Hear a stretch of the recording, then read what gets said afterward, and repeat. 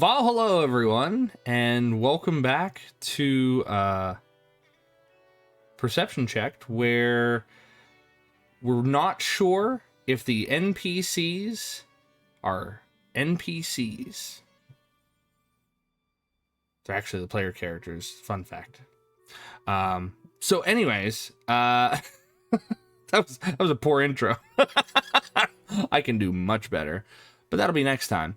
When we last left our heroes, who wants to do the recap of what happened last time? If they remember what happened last time. I suppose I can. Okay. So we set out from McNamara's with our goal of trying to reach the river through the forests. We made it to the river where we had to camp, and then some fey shenanigans happened to us. We all got a little prank on us, where we then went to a clearing. We found a nasty little red cap and a sweet little kitty cat who we attacked and then healed and then befriended, as our party does. And they have led us to a large pumpkin patch where we are sizing up the gremlin threat and trying to find out what we can do, as they're all just like gorging themselves on pumpkins. I would just like to point out that Redcap had it coming. He stole some very expensive buttons from me, and he needed to pay. Or so they say. So they say anyway. I saw him eat a handful of teeth like Skittles. I really don't want to deal with him. No, he was eating the buttons. He was eating the buttons. He's I thought he was just eating misunderstood, teeth as well. guys. He gave me a handful of... He's trading for teeth. Oh, right, he gave you the teeth. That's Yes. correct. Yeah, he traded Jerry for is teeth. carrying them. But aren't the buttons ivory? That's pretty close. That's true. That's true. I grow less mad the more I stare at the weird little thing. Well, I Gary or grow the red more cap? sick the longer I stare at him. So, as that's a good recap. That's a good recap. Give yourself some inspiration there. Ooh, inspiration. So inspired. Inspired. So yeah, when you last left off, the Bitey, the red cap, and Gambit, the Fey kitty, showed you where the where they showed you where the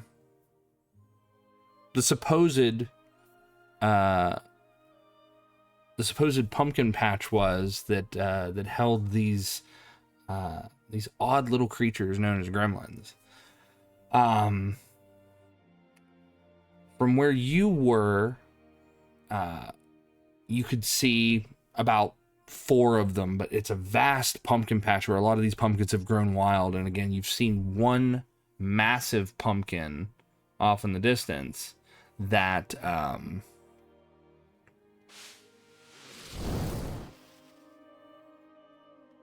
that seems to have like overgrown.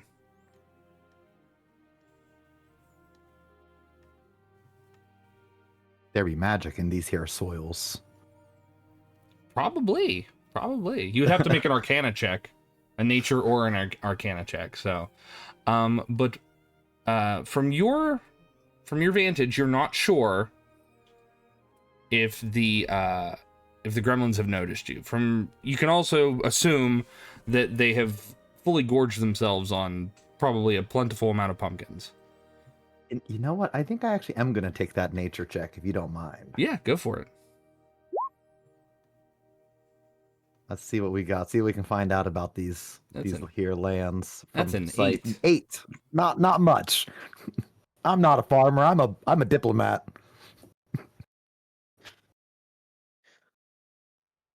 So the with an 8, like you said, you're a diplomat. You're not a farmer.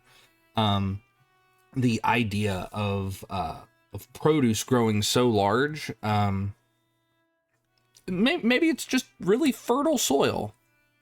You know, that's what you're mostly coming up with. Because some of these pumpkins are just as large as you are. I haven't seen produce this large even during the festivals back in our home city. These are quite the sight. I don't know if I was allowed to or not, but I made a nature check. Yeah, Got a absolutely. 15. Absolutely. Snorri with a 15 though. You you see, like, as you're kind of like casting your eyes out towards the fields themselves, it looks like they've developed like natural patches where they've started to kind of like group themselves together, but a lot of it looks not freshly tilled, but someone has tried to keep some organization out here. Especially for as long as they've said that the march has been, you know, uninhabited. You know, it's been wild for so long. But it doesn't seem like these creatures are the ones who are able to do it. But with a 15 nature check, the soil itself has to be remarkably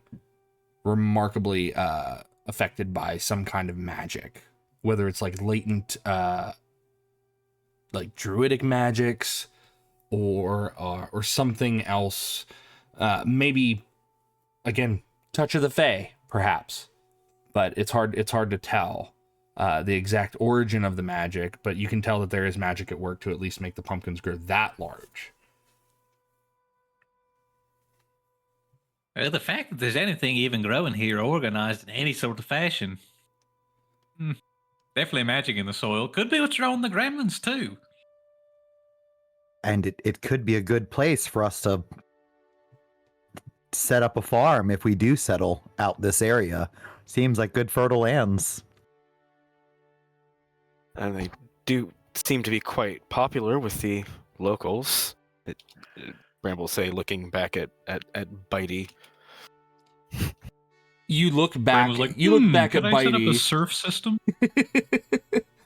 and he kind of like clicks his teeth at you, like one of those little like wind up chattering teeth toys that just kind of like dance across like your desk. Yeah, that's what he does when you look at him, Bramble. Oh, he's starting to grow on me.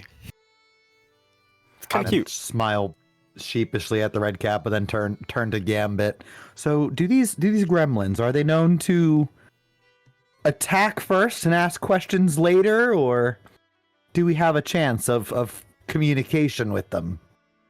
They're territorial. I wouldn't. We don't venture into the patch. We take from the edges. We don't venture too far in. We don't know what the Bigginses would do if they caught us out this way. But the gremlins aren't much larger than Bitey. He says, "I'm the biggest there is," and he's just stomping his feet. And he gets to these pumpkins over here, and he starts like stomping into the pumpkin to break it, and then he's like eating some of it. Charming. Biggins, are there others other than gremlins that come out here? Oh, the other. I know you had issues with a trapper before, but I didn't know if you've seen others in this area. No, the trapper and the mean woman with the axes and the Saber, probably. Lady Saber. and Have you come across anyone known as Katana Phil?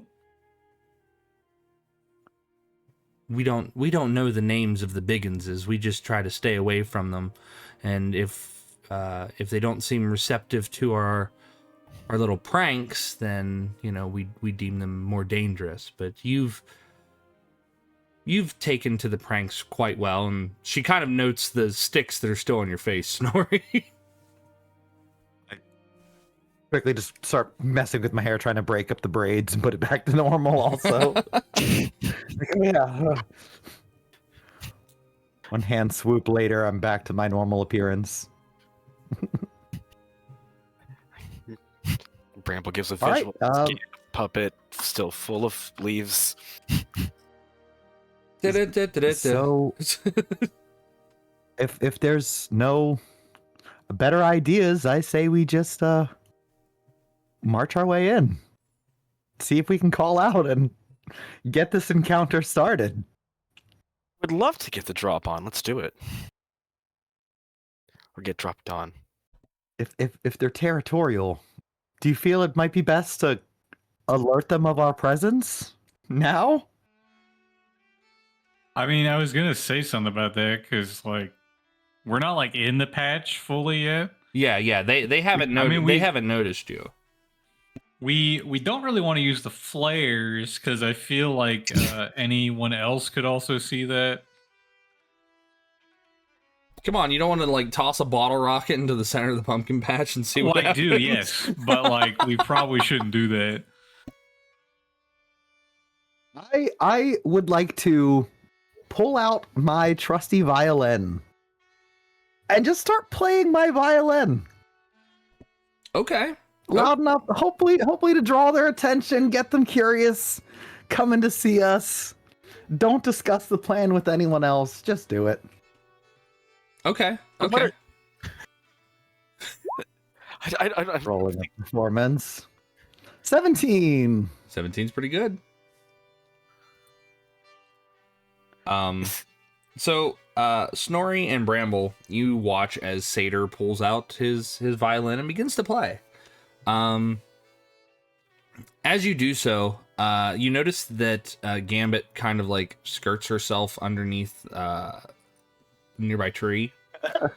And Bitey, he takes like half of his hollowed out pumpkin and he just kind of like steps back this way.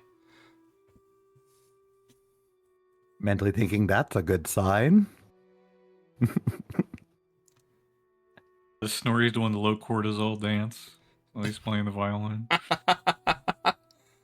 It's a pretty jaunty tune. It's one that I've played often in the courts for other nobles to. I know it tended to put people in a good mood back in the courts, so I figured if I play something that seems fun and inviting and welcoming, then maybe they will have fun and be invited and welcomed. Okay. Well, I'm gonna have them make a perception check to see if they notice, because they are quite full.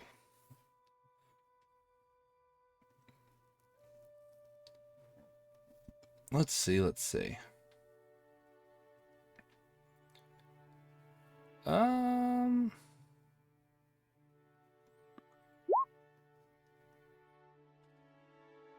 No.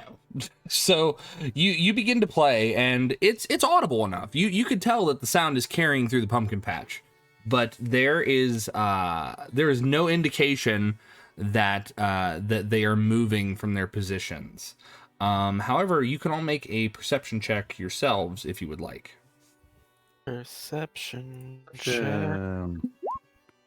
13. 13. Okay. 20. 20. Hey. See. Not natural. Oh, a dirty 20. Dirty 20. All right. So, Satyr and Snorri, you both got 13s. You just see them laying there. They are breathing, but they're just kind of laying there. Bramble, you can tell that they are in a state of having gorged themselves on these gourds. And their tummies are swollen, they are immobile, they are groaning because they may have eaten a little too much. I hold my hand up to Satyr and look out at the gremlins. They're not going to move. They're All you're doing is giving them some after dinner music, it seems.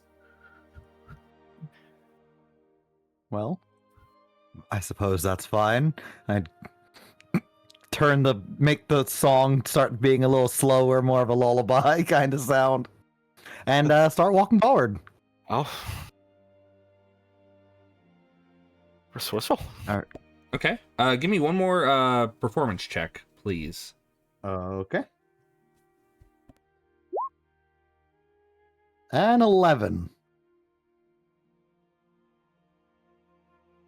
All right. Well, as you get closer to, let's see, what's the distance between you and those gremlins? Like, who's closer? 80 feet. The one up in the patch up here.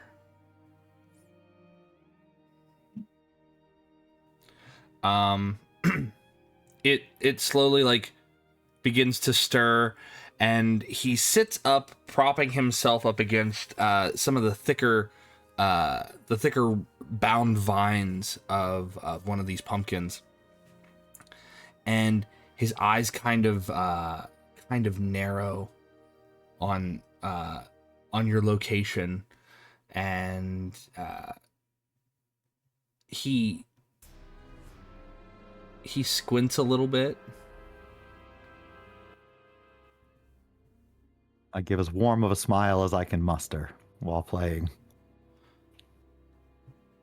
And you hear him kind of like, "Arr, arr," and he grunts and rolls and manages to get himself to a point where he does like one of those dad groans, like he gets up from the table, is like, "Ugh," and moves himself short, like slightly over here. You can tell that he's dragging behind him what looks like a large metal club. But from your vantage, though, give me one more perception check, please, Satyr. Sure thing. 8. Oof, an 8. It just looks like an old metal club. It doesn't. It's kind of misshapen. And you're not quite sure why. At least from this distance. And he kind of perks up and says, "No, you can't have these. These are ours. We want these." Bring the song to an end. I'm not sure what you're referring to, I call out. We're here on peaceful missions. I flick one of the antenna and go, I'm just a bug. You just make a deception check there, Snorri. But it's true. But it's true. I believe it. I believe it with my whole heart.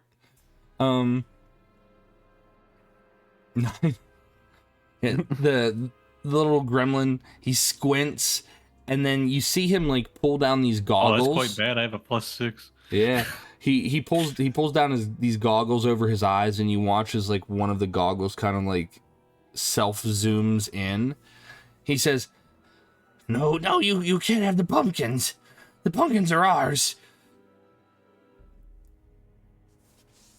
I mean, you can keep the pumpkins. Yeah, it seems there are plenty here. I don't think we're in much need of pumpkins at the moment. Who is your leader? Who speaks for you? Oh, Iggy. Iggy speaks for us. I'm not Iggy. Ah, well, we were hoping to seek an audience with this Iggy then. Whoever leads your fine troop here. Troop, we're not soldiers. And then he goes, oh, and he must have moved too quick, so like he kind of like belches. He goes, no, can't has pumpkins, and then he goes to like whistle, And you notice that the other gremlin down here, kind of, you hear them groan, and then they themselves start to like get up and like stagger around. No. We do not want your pumpkins. Your pumpkins are yours. We just seek to speak to who's in charge. We're looking for this Iggy. Okay, I need... Isn't that right, friends? I look back over my shoulder and be like, come back me up. right, As a bug, guys? I too want to meet Iggy.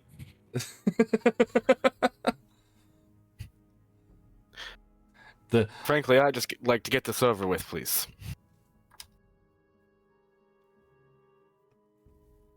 So the one gremlin looks past you, Satyr, to Snorri, and then kind of calls out, "That one thinks he's a bug. He's not a bug. He ain't no bug." And they're kind of like, but the pumpkins, and they're like, "Yeah, they keep talking about the pumpkins." And it's only because you're reiterating to them, Satyr, that you don't want the pumpkins, but the fact that that word comes out of your mouth has been, like, bothersome to them. But you can make a persuasion check if you'd like to try to handle this a little bit more diplomatically.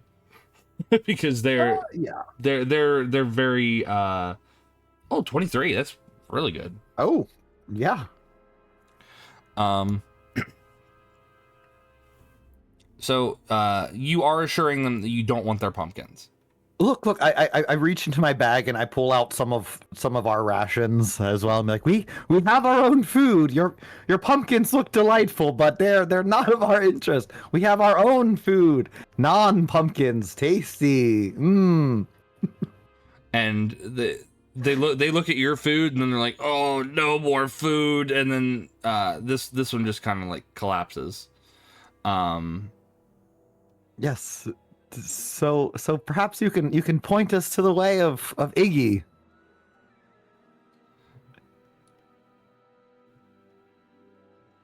You want to talk to Iggy, but Iggy's not here. Iggy's back home at camp. Oh, this isn't you all's camp. No, these are our pumpkins. This is our patch. We're gonna stay here and eat our pumpkins. And then when they say eat our pumpkins, the other ones are like, "No, don't eat anymore. Oh, I don't want to eat anymore." Perhaps a lesson in moderation could do you all well. What's moderation? No time for that now. So where is this camp then, if this isn't where you all are set up? They kind of squint and they slowly get closer. What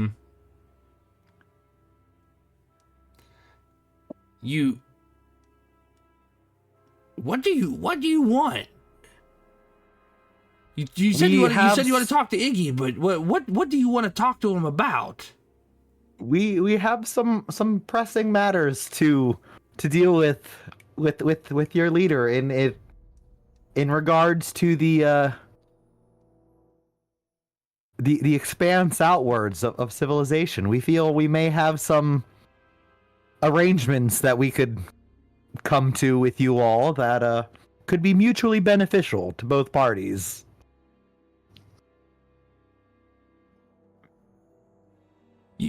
You use a lot of big words. Can you shorten that down a little bit? All right, fellas. I think we need to be honest with each other here. I'm not a bug, first thing. That was just a joke. Oh, he's not a bug. He was right. Yes. Anyway, we come representing. I'm gonna look at Satyr because I don't remember. The answer is no, by the way. I cannot dumb down what I said. I didn't think so. I didn't think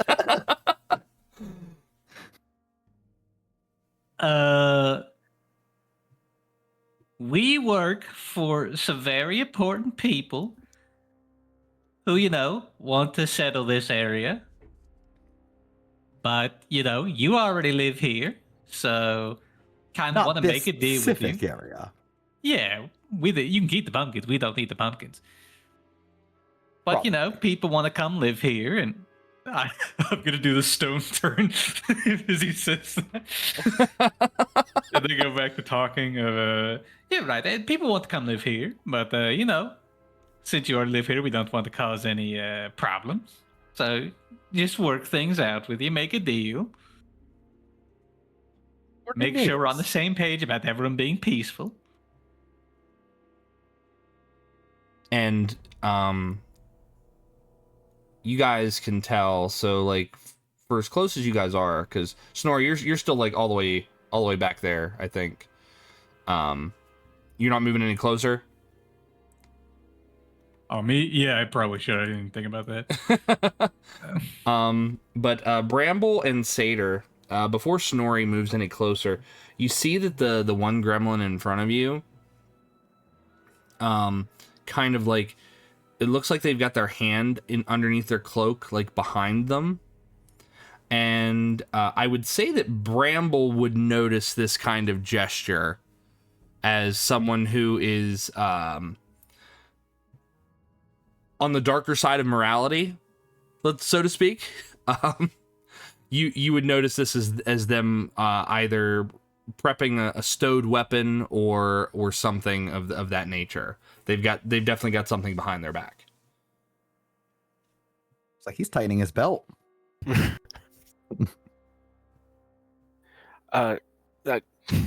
We'll step forward a little bit, keeping my eye on the one who is prepping to attack, and just try to speak simply. Our chief wants to talk to your chief. Okay? Will that work? And the gremlin looks to you, Satyr, looks to you, Bramble, looks to you, Snorri, and Big smiles. And I think Annoyed look. I think I would like a one more persuasion check, and if anyone is assisting, that will grant the help action to whoever's making it. So determine who's going to make that check, and then determine who's helping. I mean, Brass, I guess you said the last thing, so I think Brass should make the actual check, and I'd be willing to help with my big friendly smile. Yeah. Okay. I have a persuasion of 6 or +6. Yeah. Okay, so then roll that with advantage then, if they're assisting with the big old friendliest of smiles. With advantage. 18. 18. The gremlin, you see that their hand moves from behind their back, and there's nothing in their hand. Your chief meets with our chief. But who's your chief? Oh, we hadn't had this conversation yet. I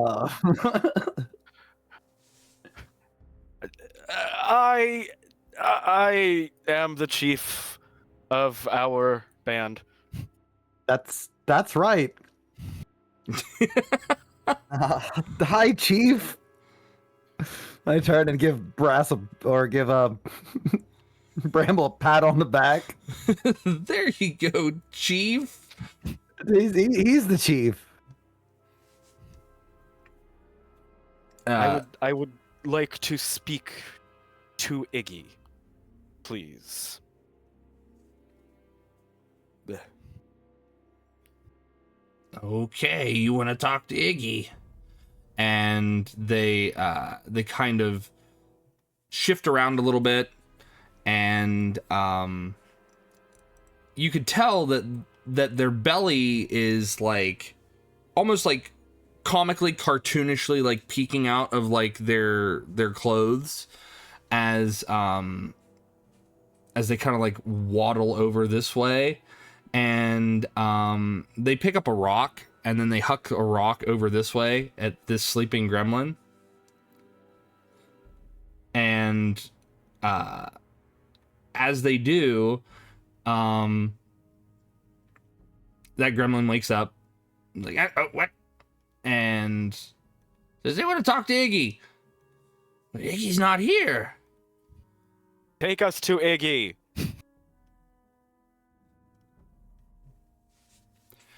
And they say, can't take you to Iggy, but bring Iggy here. We'll bring Iggy here. Okay, that will work. How long? And both of them like kind of like look down and they look at this massive field of pumpkins, and they're like, a day? Gonna have to let the stomach settle. Tummy hurts real bad. And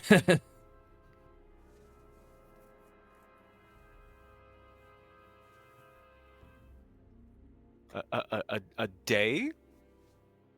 How far is your village? and they kind of look at one another and they're like, couple hours? Why?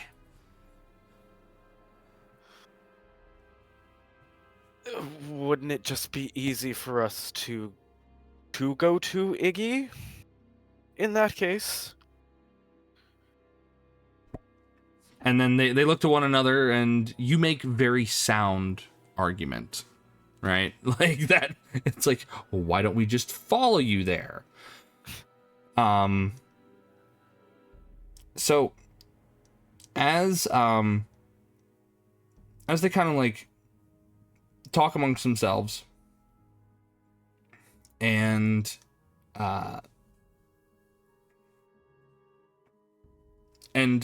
determine the best course of action, they tell you, we'll bring Iggy here. Wait a little bit. Can I use my telepathic connection to try to extend my range and hear in their minds to see if I can just find the way to the camp while they're thinking about it? Yeah.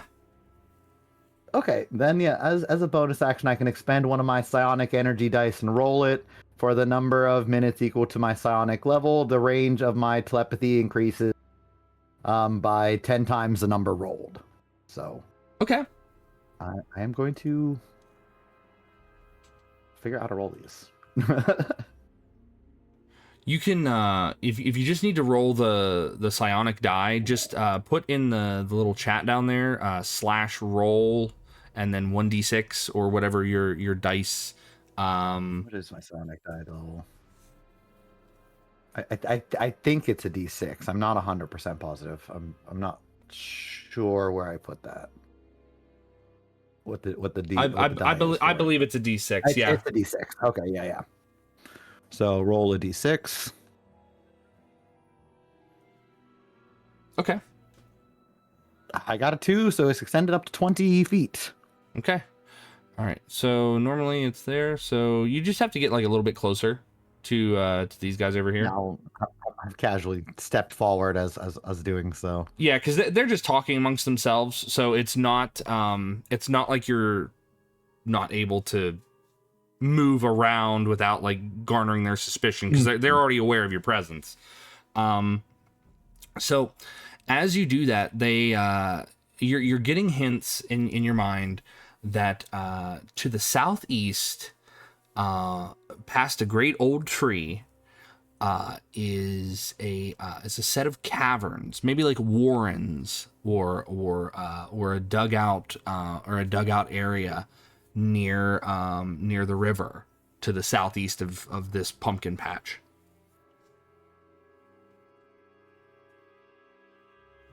And it's probably I'd say maybe overland if you were to kind of like hurry up and get yourselves like get yourselves across them. It'd probably take about roughly a day roughly a day's travel from here. Okay, good to know. But it would be roughly a day's travel for them because they're small. They don't have long legs. It might take you guys a little bit less time.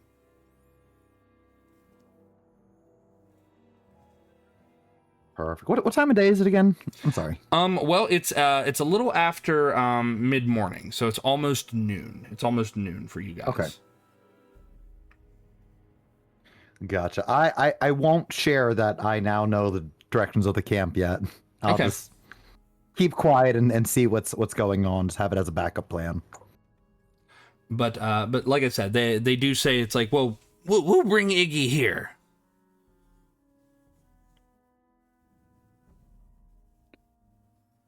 I turn to the party. Well, what are your thoughts? You think I should try to convince Iggy I'm a bug? Do you think that would help us? I Something tells me it would not. yeah, I don't think it would either. All right. Hey, just throwing ideas out.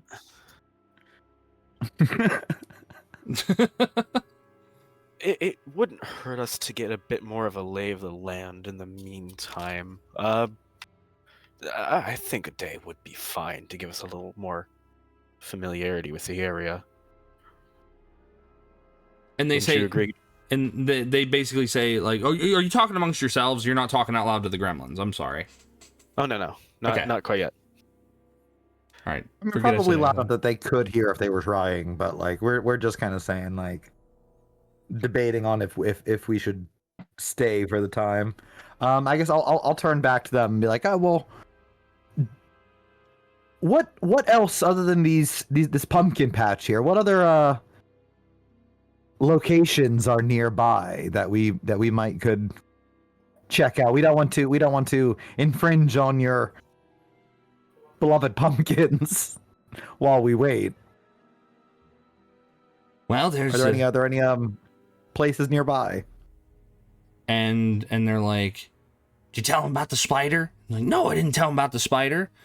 And they kind of look to one another, then look back to you guys. And it's like, the spider didn't get you, did it? And then they're kind of like checking to see like if there's any remnants of spider webs or spider bites or spider legs on any of you. I look down at myself, looking as well. Yeah, It doesn't seem to be. No, we've not encountered any spiders.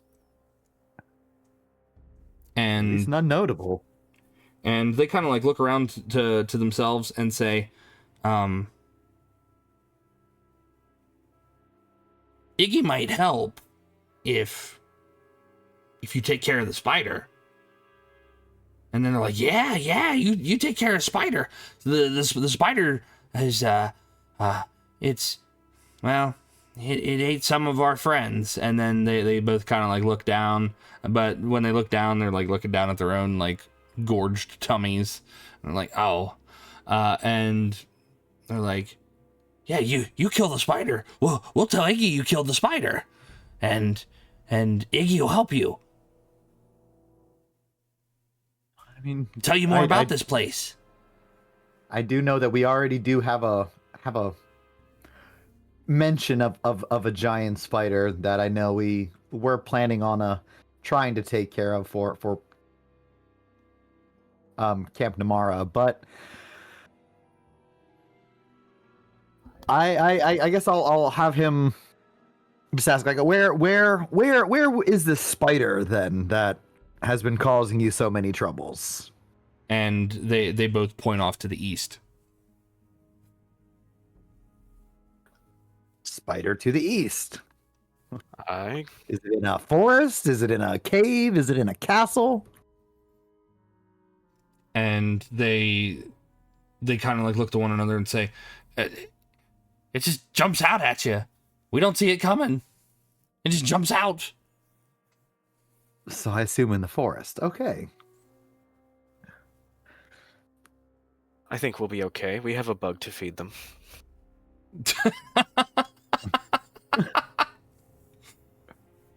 It's true. You got that in that yeah. I'm about So to clarify, good gremlins, you say that if we go and stop this spider blight that you all are experiencing, you will set us up with a parlay with your chieftain. Yeah, we'll tell Iggy you killed Spider, and if you show that the spider's dead, Iggy will help you. Because the spider eats all of us little ones. All right. Well, Chief, what do you feel about that? He's just turning to Bramble. Well, I think given the circumstances in which we're trying to go about things, he says, throwing a glare at Satyr, it sounds like a good bargain. Bring your chief back here in 1 day's time, and we will have the spider slain. Or don't even worry about it. We can just go and slay the spider, right? Right? And try to give like a knowing look to Bramble, just try to express that I'm trying to say something without saying something. Chief, if I'm a bug, I would like to remove spiders as a danger to me, so I think we should do that. Yes. Spider extermination. We'll get right on it then. In exchange for speaking to your chief, as we've clarified. And this gremlin walks up, well, kind of waddles up. He looks at you, Bramble, because you are the chief. And he goes to hold out his hand, and then he spits in his palm, and then he holds his hand out to you.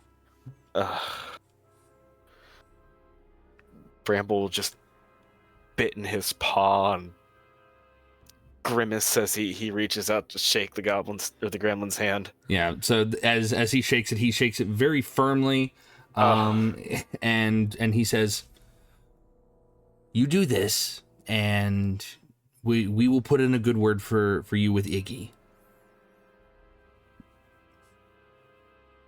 Fine. We have a deal. And they nod. Satyr is visibly jealous that he didn't get a handshake. A spit handshake? He's jealous that he Yes. He's like, the customs and cultures are so fascinating. Yeah, on top of that, it's like, well, you did say that Bramble was the chief. Let's make on our way while we still have sunlight, I say. He turns back to Satyr and hides his hand behind his back to not show it twitching in disgust. Great. We'll be back then. Okay. Well, the other gremlin over here, he kind of like leans in, and you catch with your telepathy. He's his surface thoughts. He whispers to the other gremlin. He's like, his hand's twitching in disgust. He's like, I knew it was gonna happen. I don't comment. Just kind of smirk to myself. All right, so go ahead. Oh, I was just saying, we'll be off then. Okay. So where do you guys go? Back to world map. Woo. I would like to get far enough away from the camp that we are well out of earshot. Earshot. Earshot. I hate when that happens. I hate when we're writing earshot.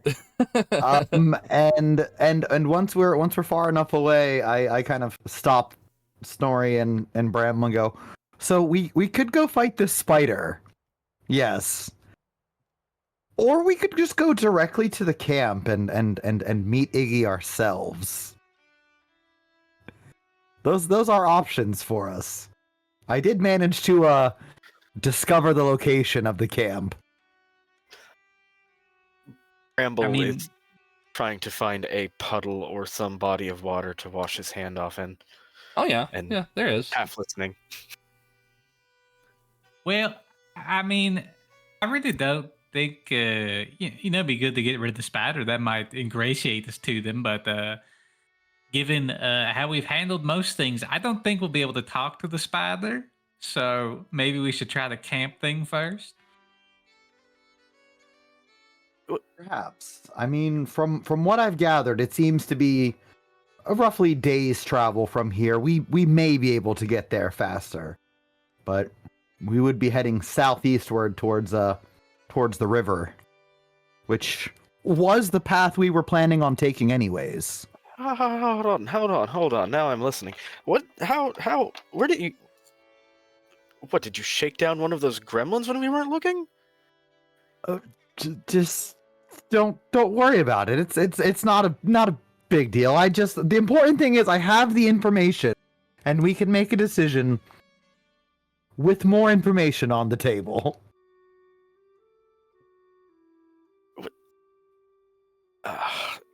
I'm too disgusted to even question it at this point.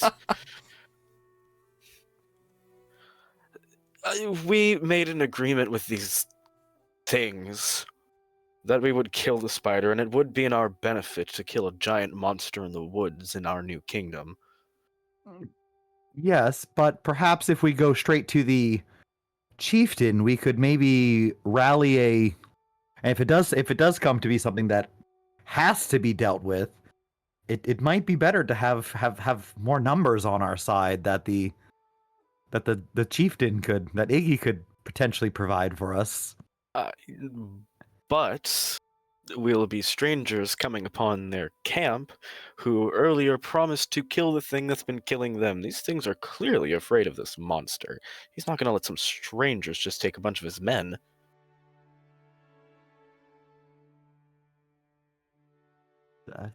I mean, if it's a mutually beneficial, if it's a task that serves them, I don't see why they wouldn't want to assist on it. Clearer forest is clearer for all of us. But it might not hurt to at least go see if we can scout out this giant spider and see what it can be dealt with. I've dealt with some pretty large spiders in my time, and I've developed some methods of communicating. Maybe we could discuss with it. Oh, wait a minute. I have beast speech. Well, when all this fails, we can just burn it. Well, let's cross that bridge when we get to it. Yes. I let's get beast burn that speech. I'll bridge. tell him I'm definitely not a bug. You'll tell That the would be- spider you're not a bug.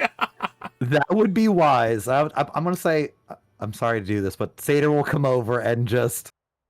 Well, actually, how tall are you?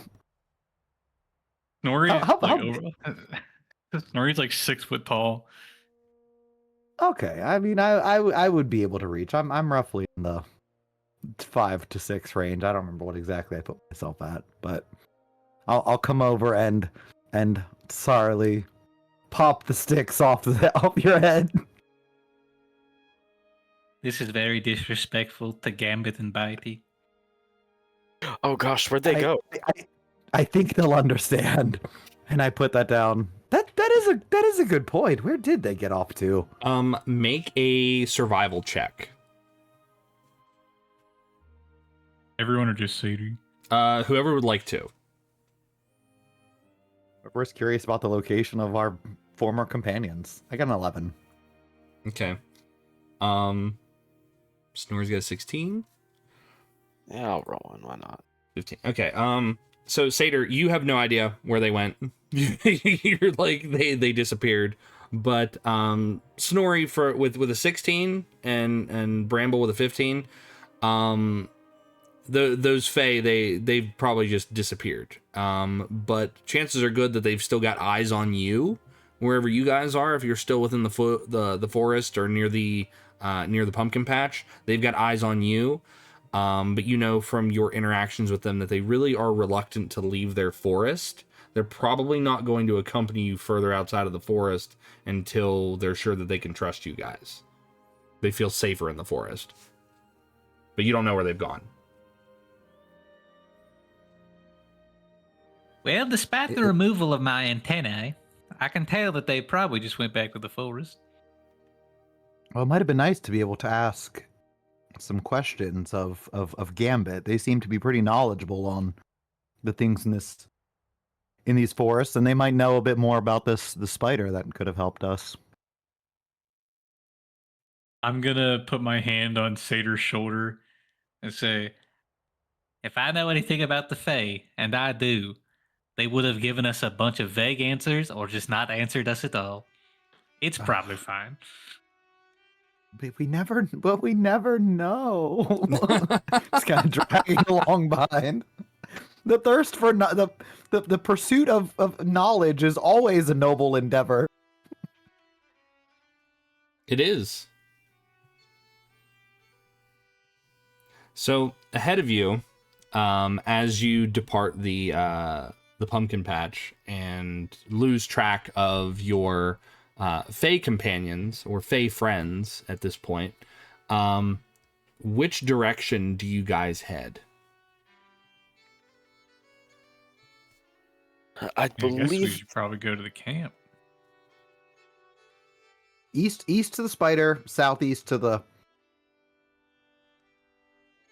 camp. Maybe we head east, see if we can spot the spider on the way, and depending on if we find it or if we find it and it turns out to be more than we can handle, or if we can't find it, we just keep making our way onwards to the camp.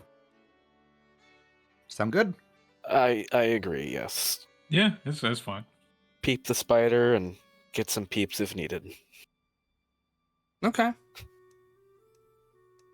So you guys are going to head east then from your current location. Yep. Okay. Strong bias to the east. Following the gremlins' direction, as they did just point in the eastward direction. It wasn't like there was a vague point. They both pointed in the same direction. You do manage to venture into a more open area of the Plundered March. The ground itself is kind of slightly uneven. There are small hillocks and little patches of forest. These sparse trees throughout the area, kind of rocky overall in a majority of the places. So let me copy all from one area to the next.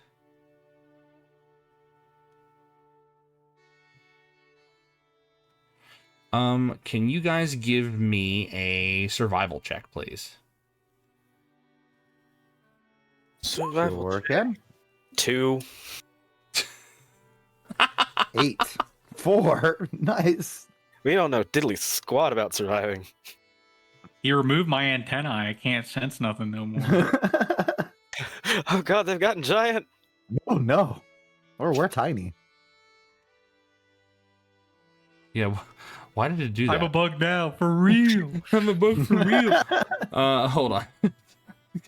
There. That's much better. Yeah, okay. So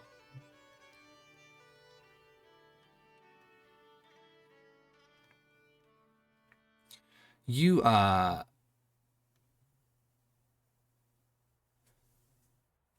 the area itself again, very rocky, as you can all tell. Let's go down here. You see, rocky outcroppings, rocky hillocks, and things like that. Can I get perception checks from everyone? 12. 16.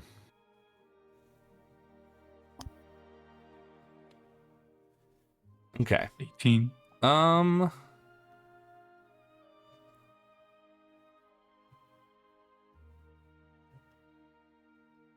Okay.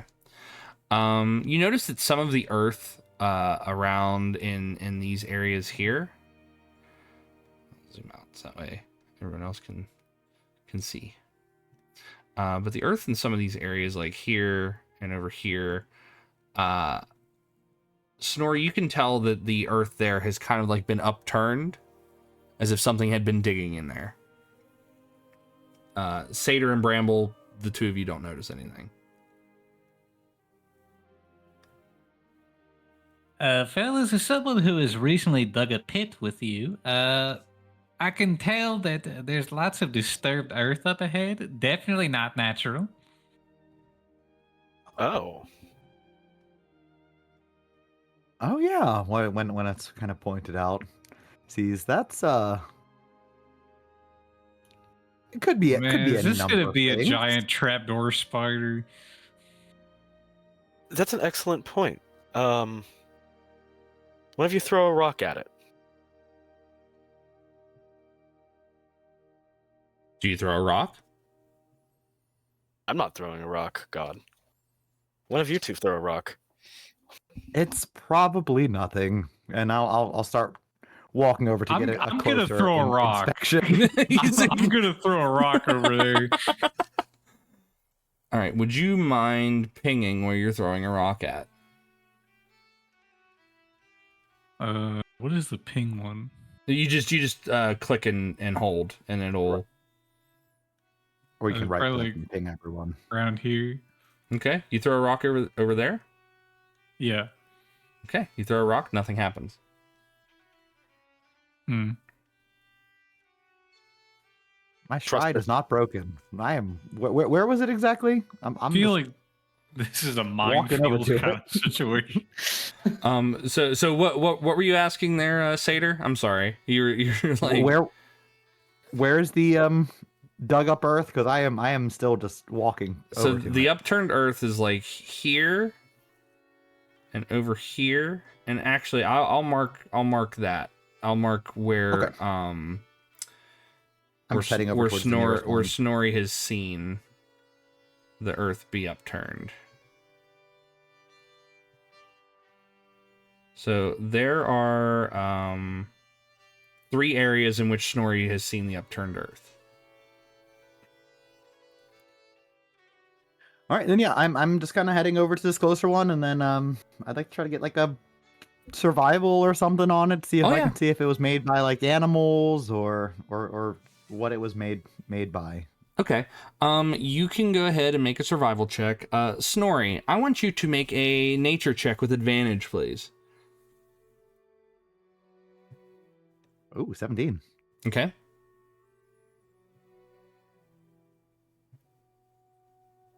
Okay.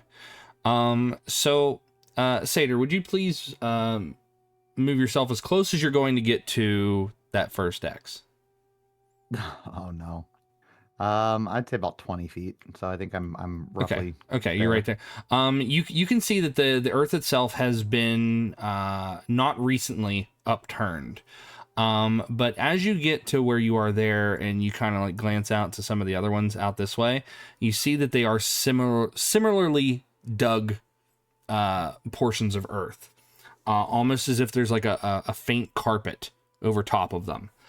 Snorri, you know from trapdoor spiders that Do it. that they will dig false pits in order to confuse their prey. So chances are good the pits that they are seeing, that you are seeing currently, are not where it's going to spring out at. These holes look kind of old.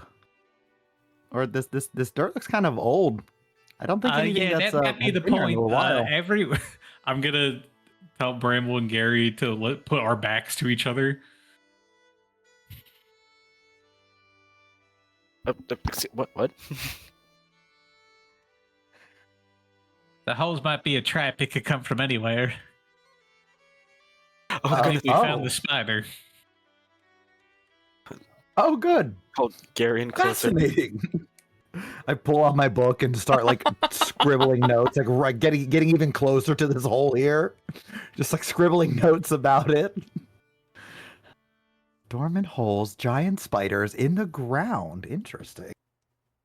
I've never seen ground-dwelling spiders. Well, again, that's kind of the problem. It might not actually be in the ground right now. We don't know where it is. But we're in the area of the spider. This seems to be its hunting grounds then. That's definitely the case, but Far too much glee in my voice as I said hunting grounds. by Yeah, the way. right. Oh. He's like, I love being prey. So cool. Wow, we might actually get hunted. That's so awesome. Damn. thematically being a bug coming up again. Snorri felt safer when he had his stick antennas. I did. I could sense things better. I want to look for a big stick that I can poke this upturned dirt. See if I can. Oh yeah. You Yeah. have two more with about you. it. You have two with you that you took off my head. I need a bigger stick than that. Well, I mean, need, like, a there walking is stick. there is a tree slightly up on one of the little outcroppings that you can like snag a branch off of if you needed to. I'm gonna try to grab a branch and use it to poke this dirt. See if I can like make it collapse or something. Okay. just experiment with it. I'm having far too much fun. Okay. Watch that goat get eaten. Go ahead and give it's Jurassic Park vibes. It's like, where's the goat? It just drops The down. red lamp drops before Ken. You're right. This is the greatest of all time. Yeah. Make an investigation check for me, Satyr. Yep. 22. 22. As I'm into this stuff. As you poke around, you notice that you can get the stick underneath what appears to be a formed lid. When you go to like examine it, at first it's odd how earth and grass and dirt can just kind of like stay together as you lift it up, but you realize that it's held together by like saliva and webbing. And you, as you like lift it up, you hear like the faint peeling, almost like Velcro. You hear This is fascinating. you hear the slight as it peels upward, but you see that there is a man-sized hole in the ground, and it looks very compact. It looks very unoccupied. I'll try to use the stick to just like flip it completely open so that it's like I'm popping the lid off of it as I call back to the others. Any of you guys got a knife or anything? I want to take a sample of this. You are not I'm just in touching any of my investigator mode. Sorry, go ahead. You are not touching any of my fine knives with whatever the hell you're doing over there. Just come look at this. This is so cool. No. I poke the top to see if it's like sticky or anything. So when you start to touch it, how familiar are you with like masonry? Like how I mean, I don't know how to make it or anything, but I can like notice things about masonry. I've lived in you the lived in city, yeah, you my live in entire cities, life. so saw a lot of unique stuff. what this is kind of like it's kind of like a natural made mortar from this creature's saliva and its webbing, that it's just kind of made a very firm lid over this pit, and chances are good that there are other that any of the other lids would be very similar.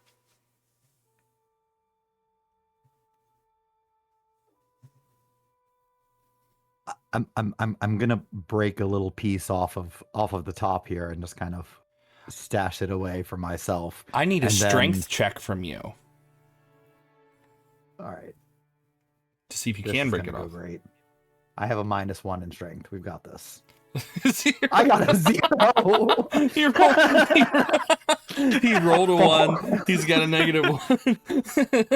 Help! I fell in the hole. You- Help! You're like, well, this is fascinating, and you go to break some off, and you're like, and just nothing. Break your Nothing elbow. gives. Nothing gives at all. This is amazing. He's just like so excited at this point. Like he's got his stick and is like almost charging over to the other one to try to open. Okay. Nori, I hate to say uh. it. We should probably make sure that one lives. Yeah, he's probably the smartest of us, but stay in formation. Excuse me. Gary looks visibly offended that he is not the smartest one. The stick is sliding under the lid of the next one. Okay. We'll worry about this later. We got to go towards him. All right. Yeah, let's go. So Let's as you guys are moving there, I need an investigation check from you again, Satyr. Investigations. 14. Very similar to the first one. It's that same odd mortar-like material. There's the Velcro like tearing sound as it rips itself apart. So satisfying. And the lid flips open. Again, man-sized hole. This one's slightly larger. I would say that would you? All right. Here's the question. I want you to make a nature check for me, Satyr, because this is going to determine if you know of these particular types of spiders beyond 19. Okay, 19. You do. So, you know that they also, based on what Snorri told you, is that there are false trapdoors that they'll make. But this one looks like it may have been occupied, because as you peel this one apart, you see tucked down inside a very small bundle. Hey, there's something down in this one. Don't- How deep down is it? Like deep is the hole? It goes down about like 20 feet, but it's not like a straight drop. It's like a gradual just grade. Okay.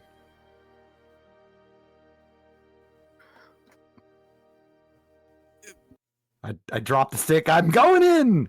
No.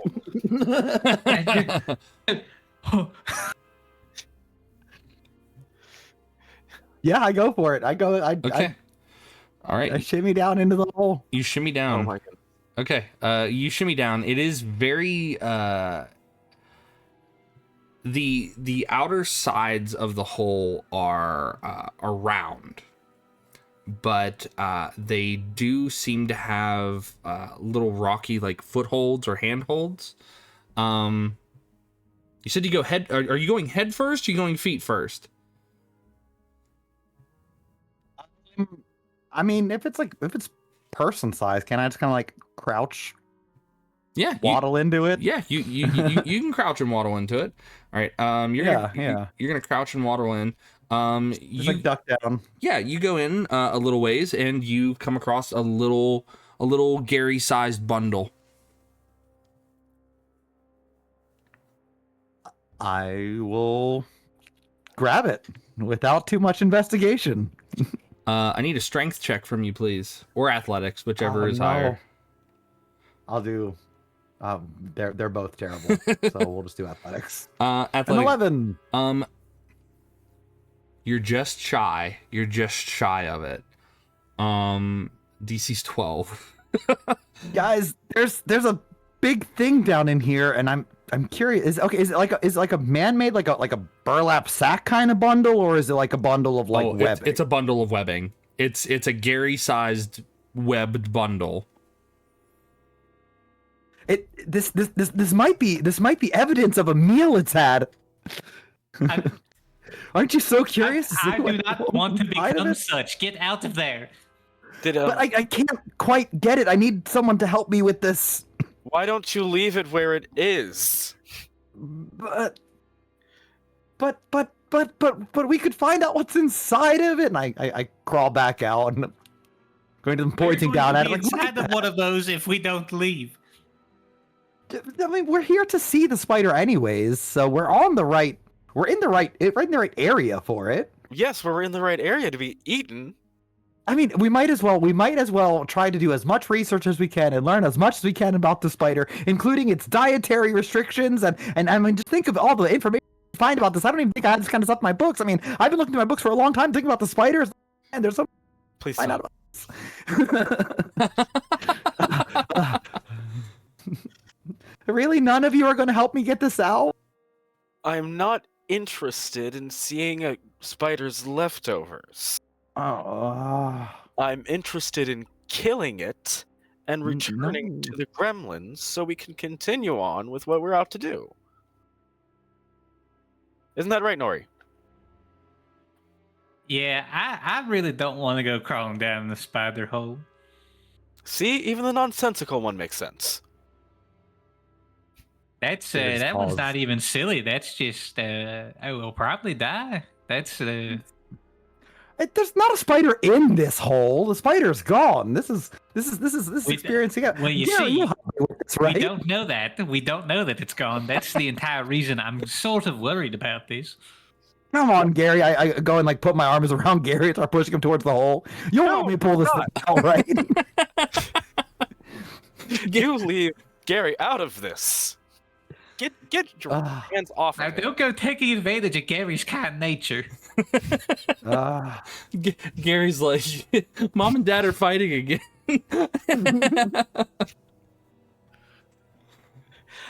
No, Fine.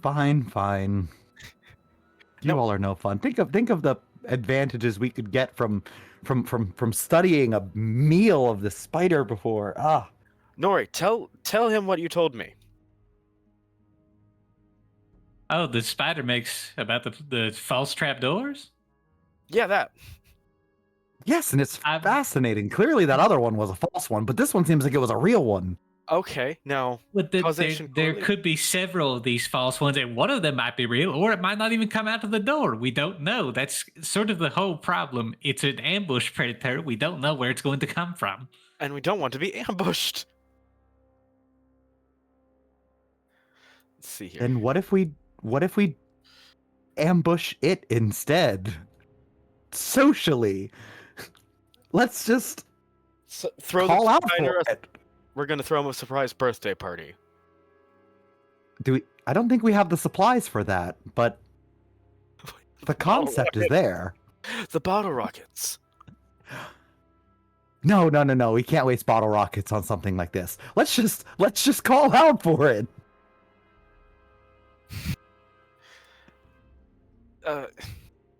One second. One moment. I do know a bit about spider speech, so maybe they use the same dialect as spider as some of the other gigantus arachnus that I've studied in the past. This is the last one Nori saw over here, correct? Yes, that's correct. That's the last one we've marked, yeah. All right, I'm going to use my cantrip Mage Hand. Okay. And before I push it any further, I'm going to knock on this last door, and we'll see if Mr. Spider is at home. Okay? Fine. Be ready. And We're just excited. Looking wide eyes, peeking around around Bramble. I'll use my mage hand to extend it out to that last mound, and then use the mage hand to just flip it open. Okay. Statistically speaking, it's probably a false one also. So Well, I guess we'll find out, won't we? yeah, like they're all kind of like huddled together, very conspiratorially. It's like this is probably a fake one too, but that's great. So you flit your little mage hand over. How does your mage hand appear, Bramble? It appears as kind of inky shadows, like the way that water, ink looks like in water, in the shape of more of a claw than it is a hand. Okay.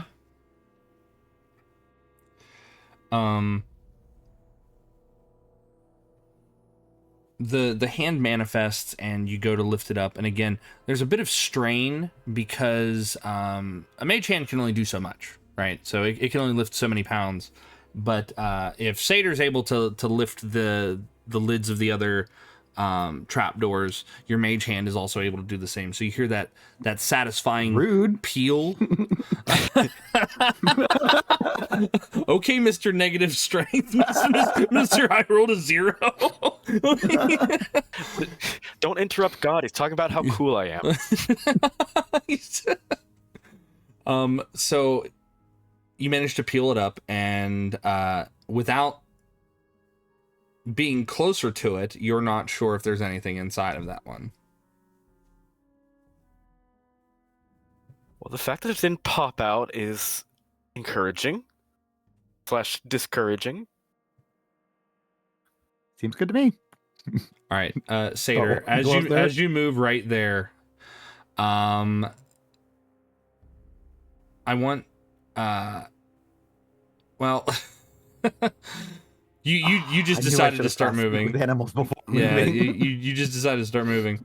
As you do so, Bramble, you and Snorri watch as Satyr is Oh God! Oh, Not the Stinger Fling Match of the Gathering card.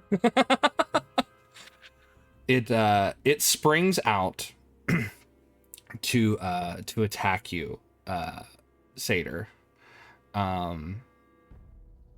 Seeing as though oh God. seeing as though you did not notice that it was there, because I was going based off of your passive perception, and it has a very high stealth.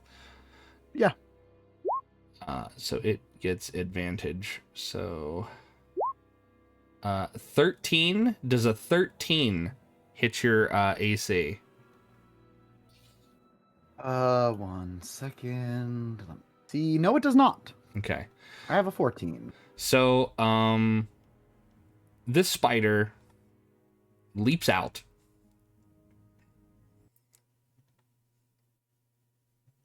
And barely comes into contact with you. It hisses, and you hear its legs kind of like chitter and like click against one another as its bulbous body drags itself up out of a much larger trap door. Oh, there it is. I am filled with a mixture of horror and amazement. I would like y'all to roll initiative. Initiative. 22. 22, okay. 22. Ooh. 19. Okay. I think is Bramble the one with the higher dex out of you guys, or is it Satyr? Let's see. I have +3. I to got my- you, then I have +2. Okay, so we'll go with Bramble.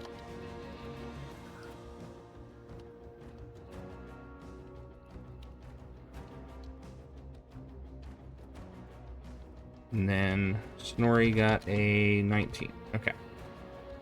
Cool. So initiative order is Bramble, Satyr, the spider, and then Snorri. All right.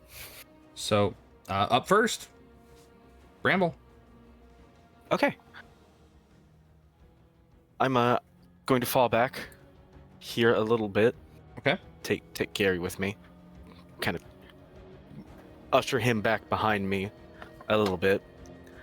And I'm going to shoot use chill touch on it. Okay. Chill touch. Let's see here. That's 120 feet roll. Oh, that's 9? A 9 to hit. I believe so. 9 does not hit. AC is 14. Yeah.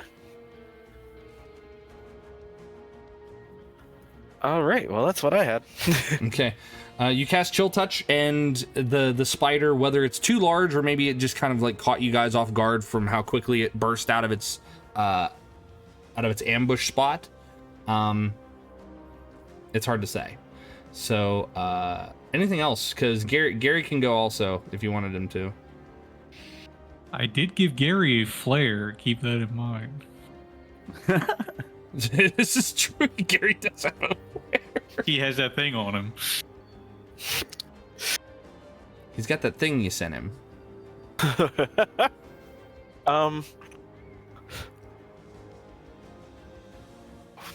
This thing's far too big for him to fight. This might classify as an emergency. Yeah, I'm gonna send Gary off a little farther down, away from him. Okay. In this instance, instead of him just normally walking, you see some like almost strings made of shadow appear from his hand Okay. as he and sort of connect to Gary out of the ether and forces him down, more or less. Okay. All right. So it wasn't like he moved of his own volition. You forcibly moved him. I moved him of my volition. Okay. Yes. That's right. Okay. Fair enough. Fair enough. Is that your turn, Bramble? That is my turn for now. Okay. That would bring us to Satyr.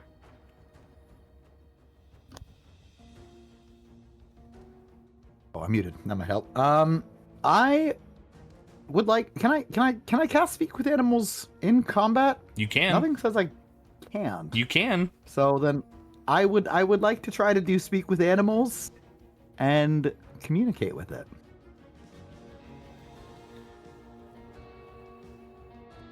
Okay. You cast Speak with For a Animals. double spell slot. I kind of whip around so that I'm facing towards it. I do pull my shield up into defensive, well, not fully in defensive mode, but I have my shield and I'm like, we mean you no harm. Sorry about my friends. Can I please speak with you? I need you to make a persuasion check. Let's do it. Persuasion. I feel it. It's a 7. I'm still a little puzzled. As you call out and try to garner its attention in a peaceful manner, she hisses back at you and says, more meats for me. And she kind of like looks like she's going to snatch any one of you and drain you of all of your vital fluids. Yikes. I mean that honestly would be my turn. I imagine Speak with Animals is my action. And Yeah. So Speak with Animals. the persuasion would be the bonus. Yes. Even though technically it should be an action itself. Oh well. But I mean, I'm allowing it because it's part of the casting of the spell. Like you're like casting it. You're like, wait, let me talk to you, please. And then it's kind of like all together in that regard. But yeah, she's like, more meats for me, and like hisses and chitters. That being said, Satyr, if that's your turn, it is the spider's turn. She is going to lash out at you again. She does not have the benefit of advantage. A 15. Does a 15 hit you? 15 does hit. Okay. For 5 points of piercing damage, and I need you to Yikes. make a Constitution saving throw. I can. Constitution savings throw. Woof! That is a I 3. got a 3. Okay, so you are now poisoned. You have the poison condition, which means that you have disadvantage on attack rolls and things of that nature. So I'm sorry, you said 5 points of damage, was it also? yeah, 5 points of piercing damage, and let's see. And poisoned. Yes. I have disadvantage on attack rolls and ability checks. Correct. Good to know. And you also take 2d8 poison damage. Yikes. Take 4 points of poison damage. Yoinks. I'm not feeling too hot, guys.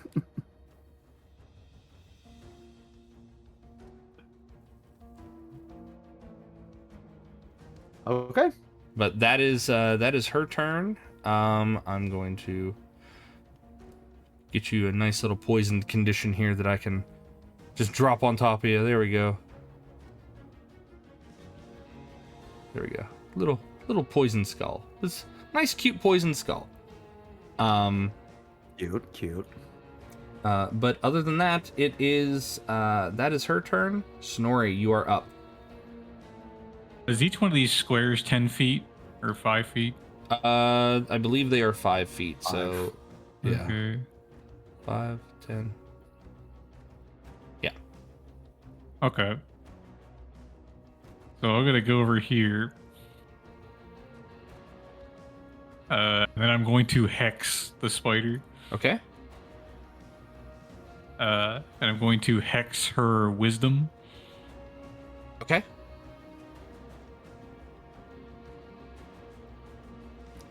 I don't really think I can do anything else. Does she need to make a save? I don't think Hex has one, does it?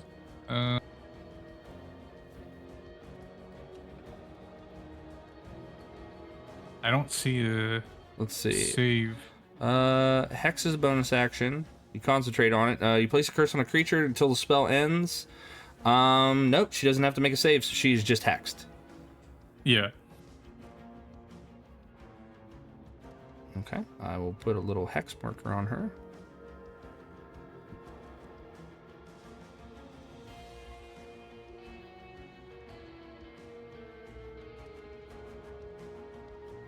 Okay. Anything else, Snorri? Like I can do anything else. Well, you've used your movement. You've used your bonus action. You still have an action. Oh, I thought Hex was its own action. No, Hex is a bonus action. Oh, okay. Then I will Eldritch Blast. Okay. 18 hits. 18. Her AC is... AC's 14. So yeah, that hits. Okay. Let me get my actual dice to roll. I gotta get 1d10.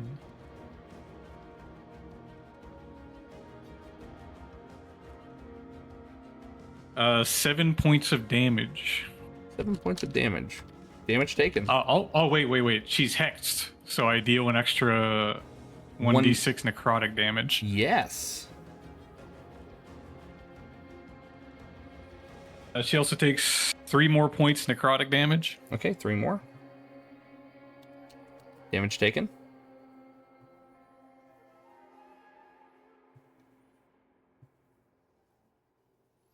All right. Anything else? No, that's my turn. Okay, cool. Also, I'll put a concentration marker on you for the. Yeah, Hex. just in case I take damage or anything. Yeah. I'm gonna give you the big brain. It's like a little screaming man. Brain blast. that brings us back to Bramble. Bramble, it is your turn. Yeah, excellent. Yay. He is going to fall back a tiny touch yonder. And call out to Satyr. I suggest you'd better move now, goat.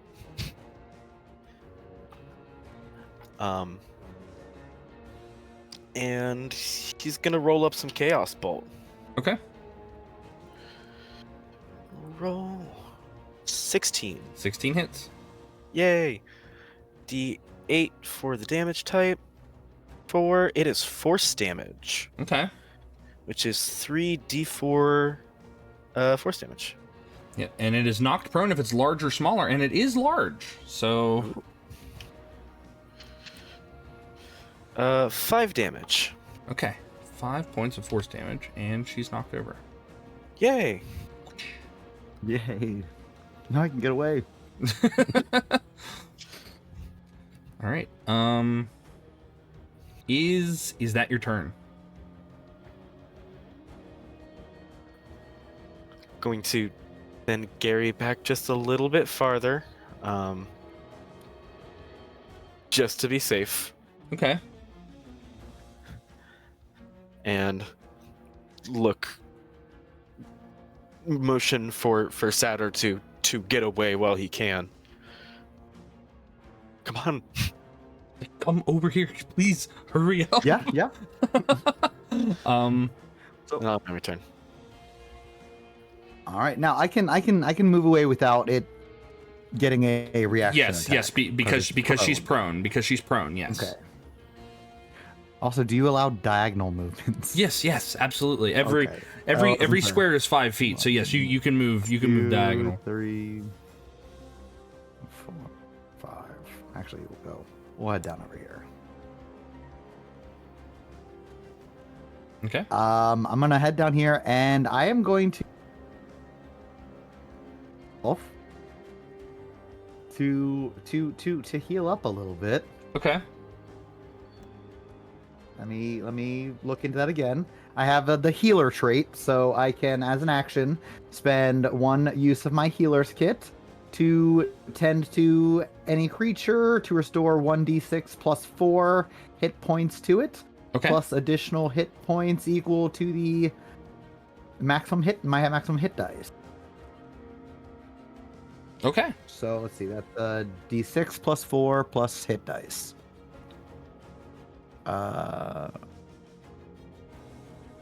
D6.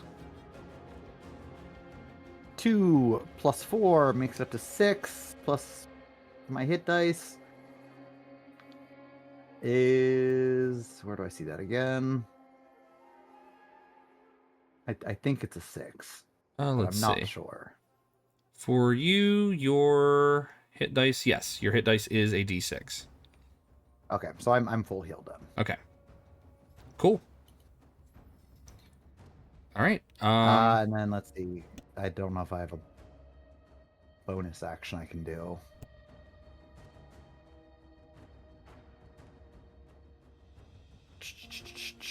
Let's... Hold on. I need to see if it takes damage real quick. 1 second. Okay.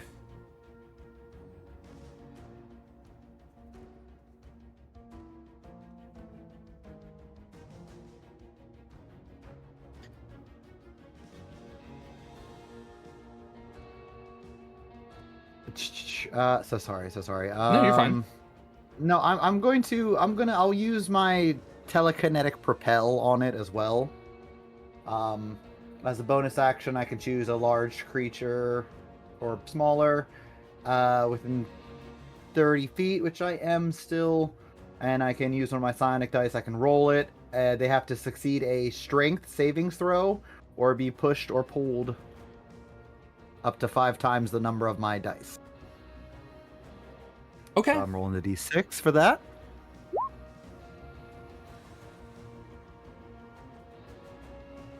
Oh, I got 1 Oh, with no. that. And then you do your strength saving throw.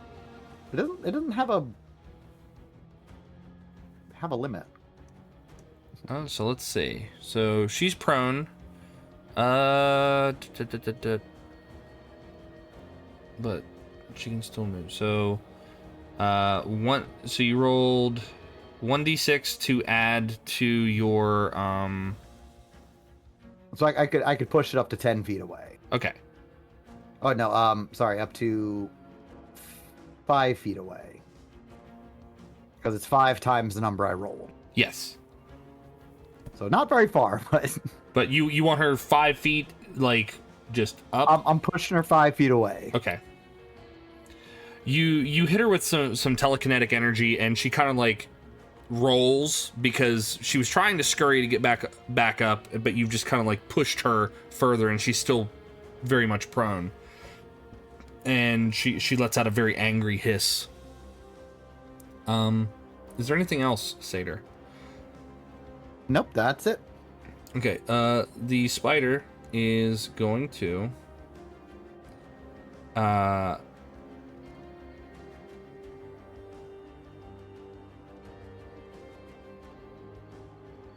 she still says, since she's knocked prone, her spider climb ability doesn't do anything for her not spending half movement to get up. So she's going to spend half movement to get up, so that way she's no longer prone.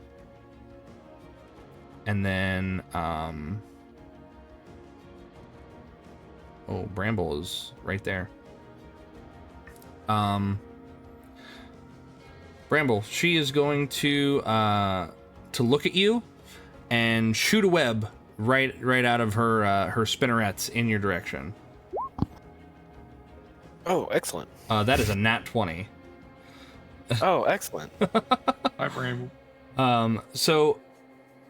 The target is restrained.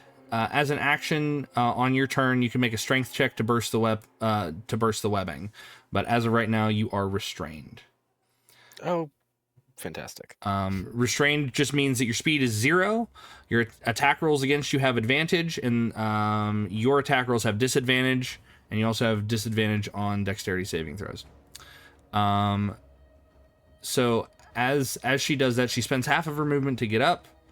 Let's see, she's got what's her total movement, because she's a large beastie.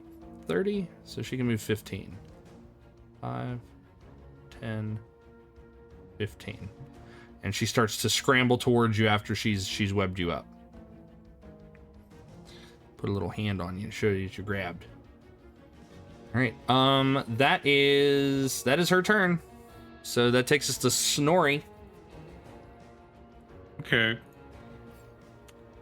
I'm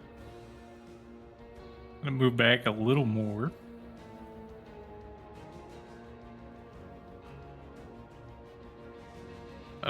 I guess I'll just Eldritch Blast again. Okay.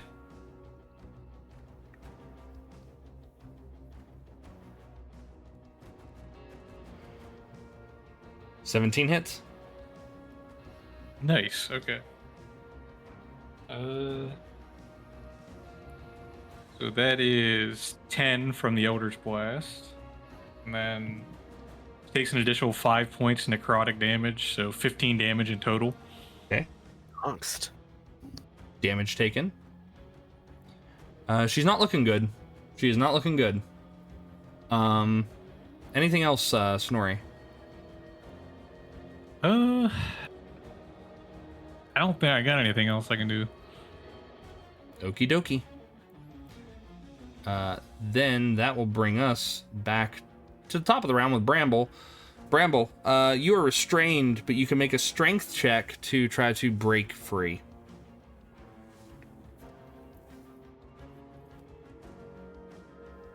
Question. Yes. Would I be able to still use Misty Step even though I am restrained? Because it's a teleportation. I would say yes, but you would still be restrained because the webbing is still on you. You're moving with the webbing. Hold on. So let's see. Well, it says your speed becomes 0 and you can't benefit to any bonus to your speed, but technically Misty Step is a teleportation. It's just moving you.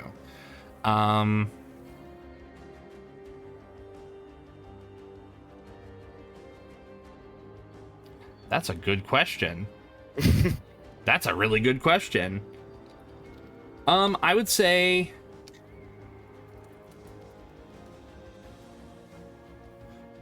Let's see. Yeah, it's only got a verbal component, even when you do it. So yeah, I would say yeah, absolutely. You could do it, and you would be out of the webs because you turn yourself into mist. All right. Well, I'm gonna turn myself into mist. Okay.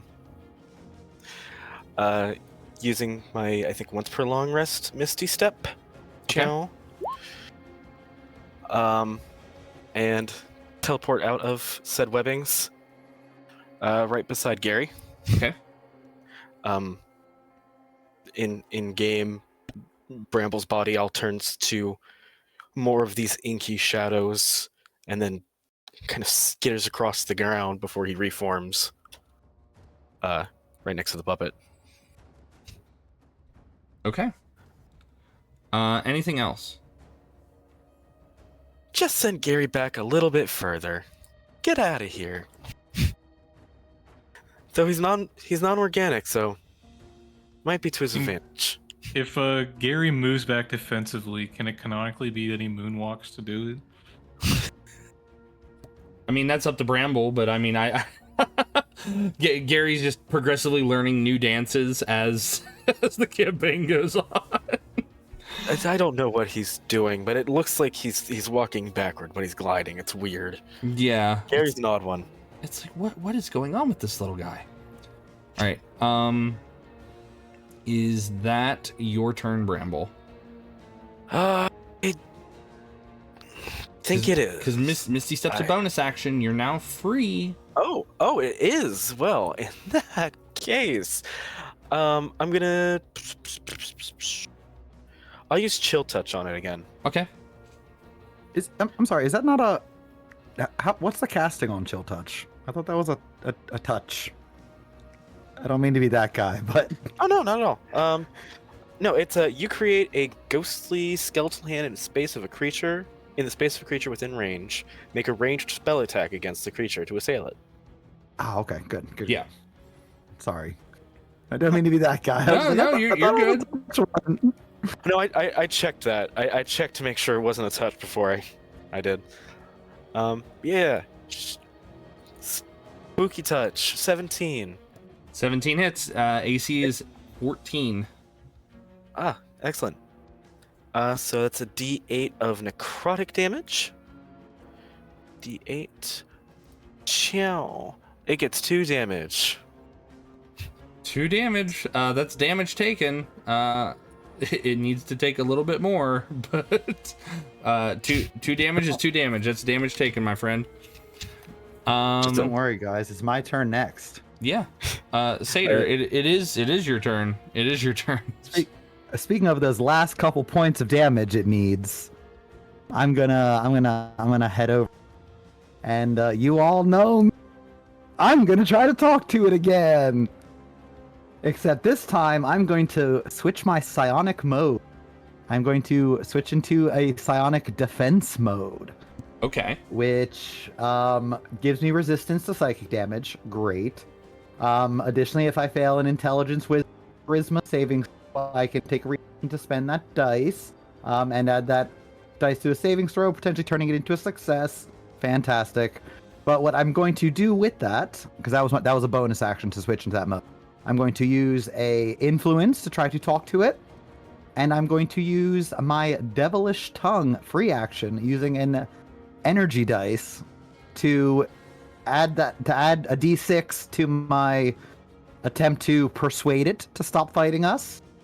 Additionally, I want to use that inspiration that I got earlier from giving the recap. So we're going to go in with a couple bonuses here to this persuasion. Okay.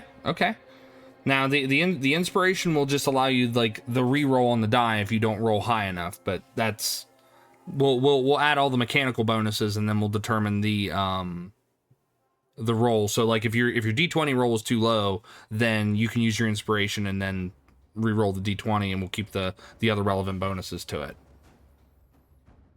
Gotcha. Okay, so first I'm going to roll the persuasion. Mm-hmm. Oh, what is that? Looks like you rolled it with disadvantage. I don't know why, but I mean, if you... how did I get disadvantage on it? I think I must have hit something. Oh, wrong. because I'm you're sorry. poisoned. Because you're poisoned. Oh, that's right. That's right.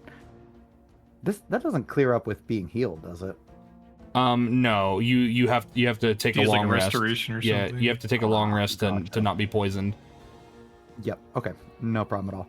All right. So I get the D10 plus I add a D6 onto that. Add the D6, which brings it up to a 14. Okay. And if it fails, I get to roll another D6. I think. Hold on. If I read defense mode right.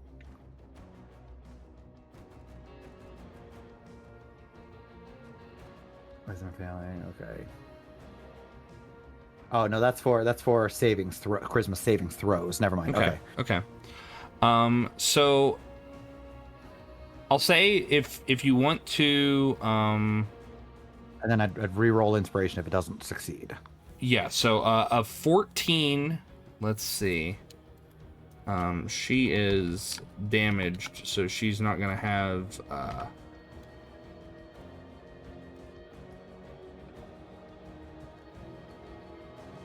Well, technically, so because insight is wisdom based, her wisdom is hexed.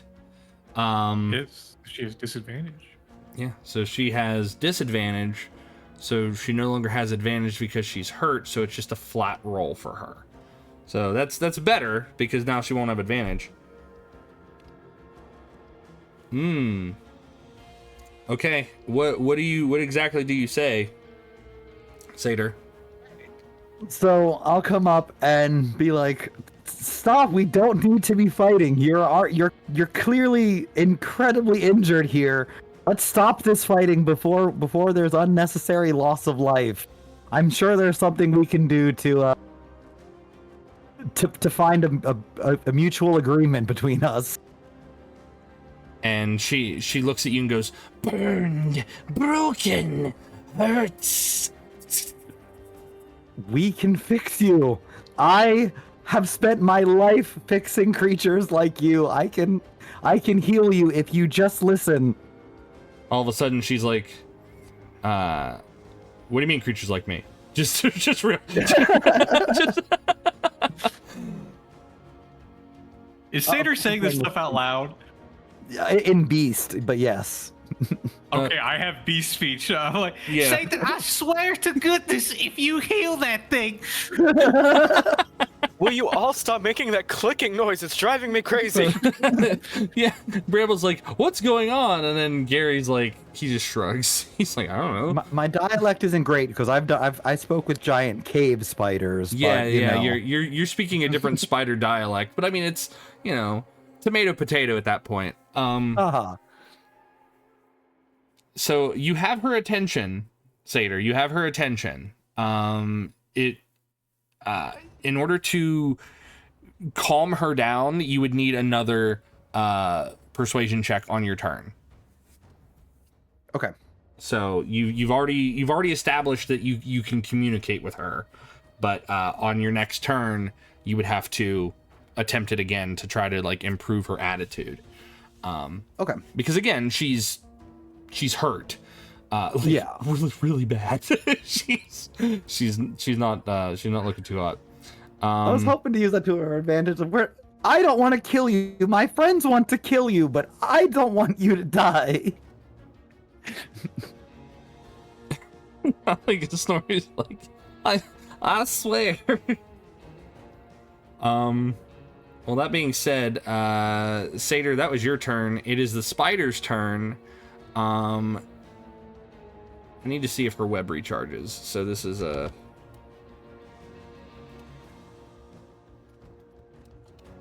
1d6 on a 5 or a 6. Okay, it's 5. So her web does recharge. She looks out. Oh no, it's 35. It's 50.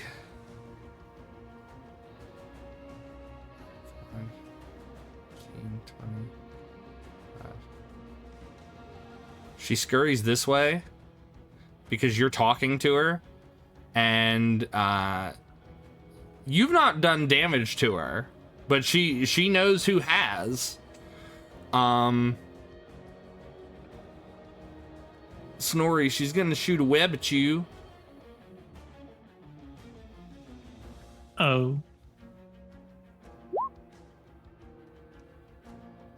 That's a 1. She rolled a nat 1. So The Prince of Fools protects me. yeah, it's funny because she rolled a nat 20 to hit Bramble, and then she rolled a 1 to hit you. So this glob of web comes sailing over your head, and you're firmly convinced that if you would have had your stick antennas on, that they would have caught them, and you would have been captured. But thankfully, you are not a bug. You're welcome. But she hisses and just lobs a glob of webbing at you. But that is her turn, and Snorri, that takes us to you. Okay, well, as a level 2 warlock, you know what I'm going to do. The only thing I can, Eldritch Blast. Okay. A 9 does not Damn. hit. A 9 does not hit. Oh, thank goodness. Okay. I'm gonna move back a little more. Cause I got 90 on the hex, and my Eldritch Blast range is 300 feet. Okay. Yeah, because you got the one. I took Eldritch Spear. Yeah. When Satyr started trying to talk to her, I'm like, I should have taken the one that splits it in 2. so you can hit him too. I'm fine with being nice to people, but I am not. We're not negotiating with this thing. All right. Well, is that your turn, Snorri? I can't do anything else really. Okay. Bramble. All right. All Bramble has heard is this incessant chittering between all 3 of them now. Don't worry, Gary will learn it soon enough. It's quite annoying. Noticing that it seems to be targeting Nori, Bramble will take the opportunity to roll another chaos bolt out of the air. Okay. To fire at it.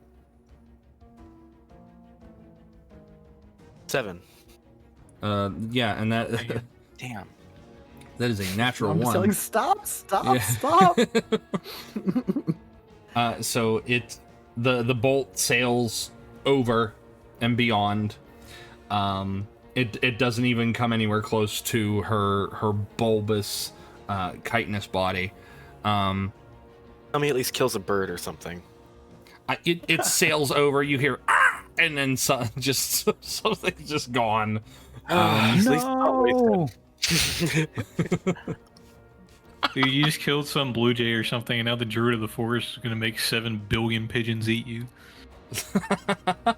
A dark swarm forms on the horizon. 7,000 pigeons. I'll just tell them it was the goat. Don't worry. Anything else, Bramble? I'll fall back too. Come on. Okay. Come along, Gary. Let's see, where was I? I'm gonna get a little farther away than Nori is. Okay. You don't have to outrun the bear. You just have to outrun the slowest person. Yep. All right, very fair. That does bring us back to Satyr. Satyr, you can attempt another persuasion check to attempt All right. to improve her mood. Here's a help I- action. Is there a sabotage action? Is it- I get up in its face. Like I get in between the group and the spider, and That's just a like dangerous place to be. it is a very dangerous place to be. But Satyr is brave or stupid, and he's just like holding us hands, like, "Shh, it's okay, hush, hush. I will take care of you. I can. They listen to me. I can get them to stop if you will just stop fighting." And like, all but like getting ready to pet this thing, Okay. trying to persuade it down. I'll just roll a persuasion. That the is first it's a one is a disadvantage. 24. It's well, yeah, because you're at disadvantage, so it's a 12. Mm-hmm. Oh, that was a nat crit as well. Yeah, it would have been. It would have been. So Oh, I guess 12. All right, let's see. She's still hexed. You could tell that she is. wait. Yeah. Can I use that inspiration that I didn't get to use last time to redo that? Yeah, absolutely. Go for it. All right, then I'm going to use that inspiration and re-roll that. Hope for a Should have better picked one. something else. Persuasion. I mean, guys, we can have a pet spider on our team. Oh, 6, even worse. Yeah. So, even then, she does not seem receptive to peace right now. She's still like,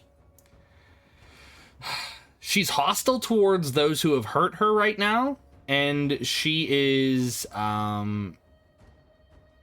like indifferent to you, but she is not improving along the tracker, right? Like if you're looking at the little line on the bar that's like, oh, hey, we're friends or we're not friends, you're kind of floating in the middle. You personally, Satyr. I'm still a yellow outline, not a red outline to her. Exactly. You've not procced the aggro yet, even though you technically did when she jumped out of her pit. So okay, all right. Anything? I else? really don't have any other useful bonus actions here, so I'll just keep trying to make a barrier between me and between the party and the giant spider in my face. Okay. Let's see. Does her on a 5 or 6? Okay, her webbing does not recharge. Her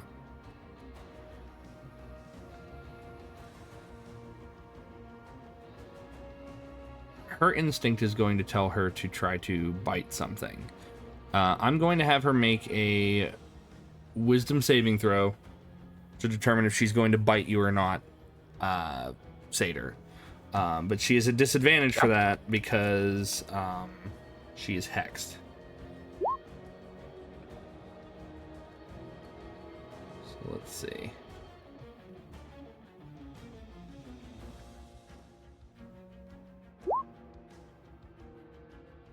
There's that. Okay. Because of her disadvantage, she does not attack you, and instead, like, she kind of like shifts this way. She's still within like your area, but she like shifts one way and then shifts the other, like a tiger pacing in a cage. But she doesn't like step over you or around you.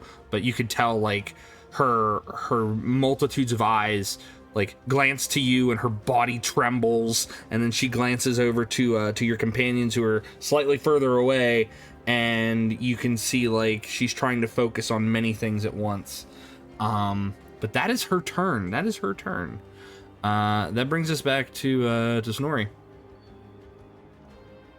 I'm gonna look over at Bramble and Gary, shake my head, and shoot another Eldritch Blast at the spider. Okay. Bramble just mouths back, kill it. Please. 9 again? Yes. 9 does not hit.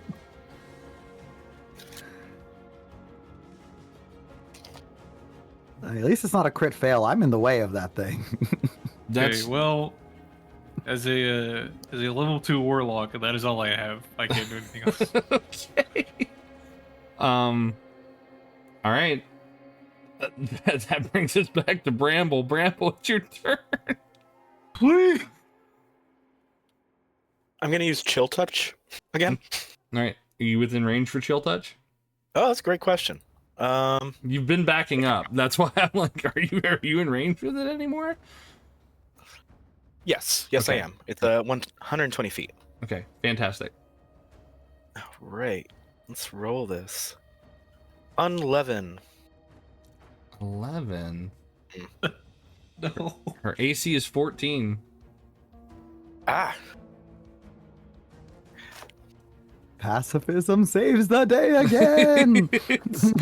It's getting there. I'm counting my chickens before they hatch, or spiders, I guess, before they hatch. Oh gosh, can you imagine if she had spider babies? I don't want to. It's like- Foreshadowing is a narrative device.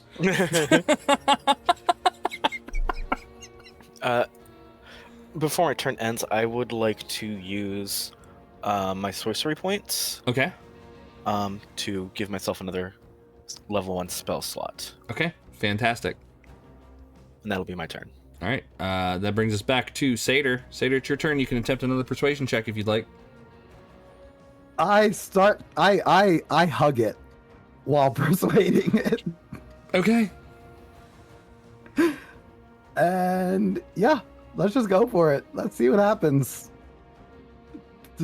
12. You know what? Hold on. Before we say anything about that, I think I'm able to use it. I am going to use my last energy die here, and Okay. I'm going to use Devilish Tongue again with this one to add the D6 onto this persuasion check. Okay. We've got this. 4. Okay, that brings us to a 16. 16. I want to see some squirrel or fey creature watching us. Does Just hugging like- give an Yeah, advantage? just see Satyr go, oh, come on, baby, please. So you said that you hug it, which is very effective with humanoids who understand that that is a form of affection, right? I want to see if this is effective with her, because spiders hug in a different way. Mostly in like I'm going to web you up and like drain you way. So because she has disadvantage on wisdom saves, and checks because of the hex, which is really cool, by the way. She just has a flat roll. 13. She is unfamiliar with this, but you've approached her in a non-threatening manner, and because you got above a 15, you move her from indifferent to not necessarily friendly, but you are in the green for her. And Like, ooh, that touch feels nice. yeah, she's like, oh, this doesn't feel like a touch that's going to hurt me. Like, you notice, like, yeah, she's taking damage, but her body kind of like twitches a little bit, like almost in fear, even though, again, you are much smaller than her. Yeah, so she's friendly towards you. That's pretty much it. So you've used your psychic die, you've used your action to kind of like persuade her down. Anything else? Not really, other than like, I guess I'd like to kind of call back to the others, like, I think it's okay. I think I can talk her down.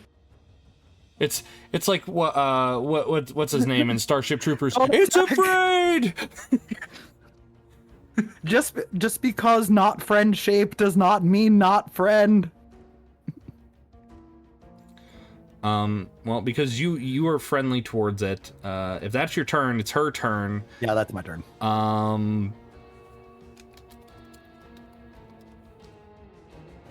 She doesn't attack. She stays there. She stays right there. I am gonna It's roll. okay, baby. I am gonna roll for her web though. Nope, doesn't Little Miss recharge. Muffet sat on her tuffet, eating her curds and whey. Along came a satyr, who said, "Let's not hate her." And charmed the spider away. Yeah. All right. Well, that's her turn. That brings us to Snorri. Snorri, you watch Satyr as he hugs the spider. and the spider does not seem hostile towards him. Now, Snorri's having a crisis of conscience at this point because logically he's like, we should kill this thing. But as a servant of the Fey Prince of Fools, he was like, this is pretty funny, objectively, that if we could pull this off. So he's kind of unsure what to do. Hey, Snorri. You know what would be funny? If a spider exploded all over Saturn. That'd be pretty funny. That's also a good point.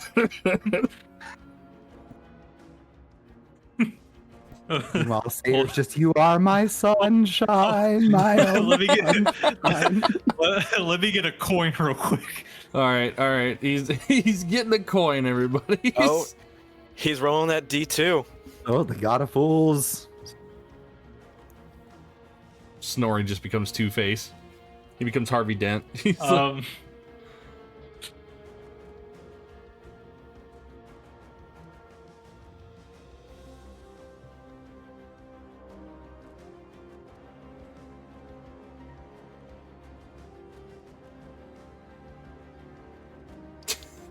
17 hits. 17 to hit? 17 hits. 17 hits.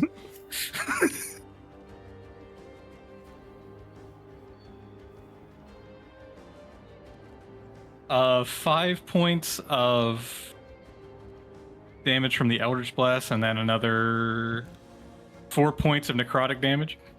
Okay, Snorri, how do you dispatch this spider?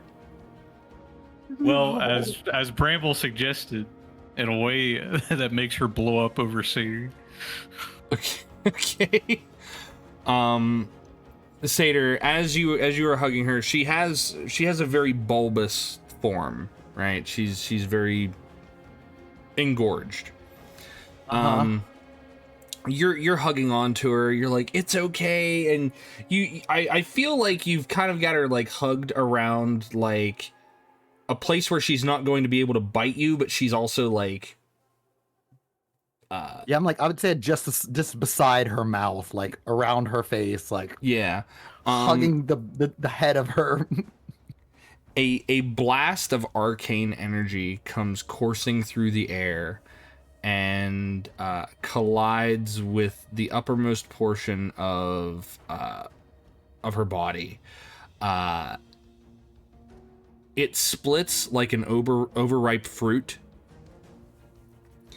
and you are showered with green gore and viscera. She lets out a shriek as her full weight falls down upon you, and you are both covered in gore and pinned under the corpse of a giant spider. I would like to say that before Snorri did that, when Bramble said, you know what else would be funny? We love that spider. From Bramble and Gary's perspective, Snorri reached into his pocket, pulled out a copper coin, which he flipped, looked down at the ground, then made eye contact with Bramble, and lifted his hand and fired an Eldritch Blast. Okay. But yes, the spider is no more. She has ceased to be. She has gone down the curtain and joined the choir eternal. And Satyr gets sick. Satyr turns his head and just vomits. Excellent job, Snorri. That was pretty. I didn't know how well it would do, but I really hit the right spot on that one. You really did. That was a good spot. Monsters, you monsters! What have you done? I'm trying to like push myself out from underneath it. It was a giant killer spider.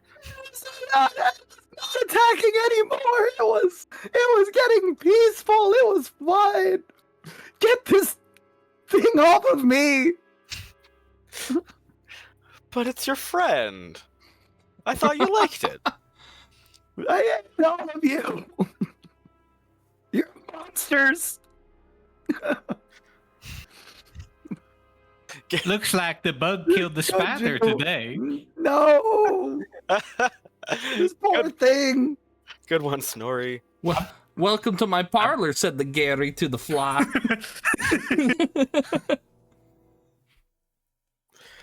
Snorri's gonna go over and grab whatever that bundle was out of the little trapdoor.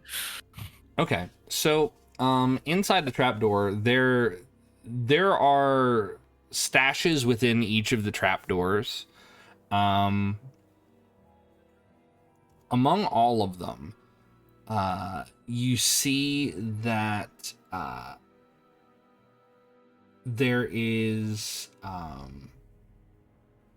the body of a gremlin, a very desiccated and drained gremlin. And you see more of these small bundles that would indicate gremlins had been victims here. Do you check the hole that she jumped out of, though? I think I should. Vader does not. If he's managed to get his way out of it, he is just like over top of it, clearly mourning the spider. Okay. That's understandable. You were making peace talks with it, but it was only amicable towards you anyway. Which who knows what could have happened. The much larger trapdoor looks to be about 10 feet in diameter, about 25 feet deep. There's very thick webbing in here, so you would have to clear out some of that to explore further there, Snorri. If we have some torches, we could probably burn it away. I think you guys have torches, right? Probably. You definitely have rockets. We have standard. Yeah, we have standard. That's true. I've got prestidigitation. I thought we had torches if you had like a basic adventurer's kit, but like yeah. if not, I You guess do. yeah. Okay. We use torches to burn away that stuff. Okay, so as you burn away a few, you see that there are remnants of bones in here. And what you know of giant spiders, especially we're going based off like the world lore. What you know of the giant spiders is that they do tend to clean out their lairs from time to time, but it looks like they haven't been able to do this in a while. There are a few bodies that still remain at the bottom of this shaft. You see that there is a wrapped up body, roughly humanoid size, like medium sized humanoid.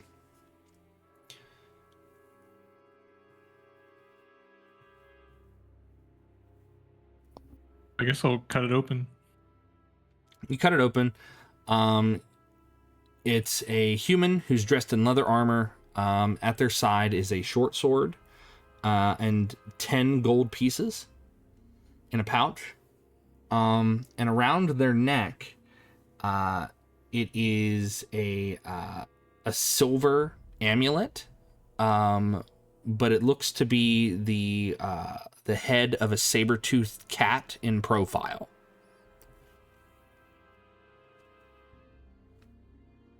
I make like, what would that be, a knowledge religion maybe? You can attempt a knowledge religion if you'd like.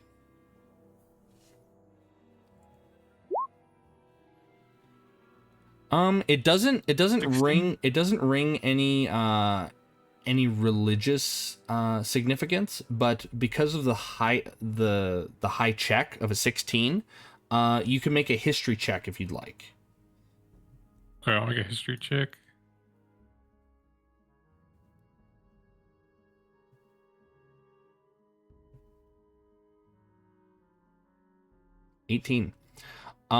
This looks to be an amulet of Lady Saber. Oh, so this is one of her guys. And I'd also like you to make an investigation check, please. And if anyone wants to help you, they can give you the help action. You can get advantage. I don't think Satyr is going to be much help in this Satyr is room. not. So Satyr's not you don't want to fighting you. loot its house after we blew it up. That's fine. Bramble wasn't really looting with Snorri. He's more out checking the spider's body. Okay. 17 is still pretty high. As you check it out, you determine that the amulet itself is worth probably about 20 gold.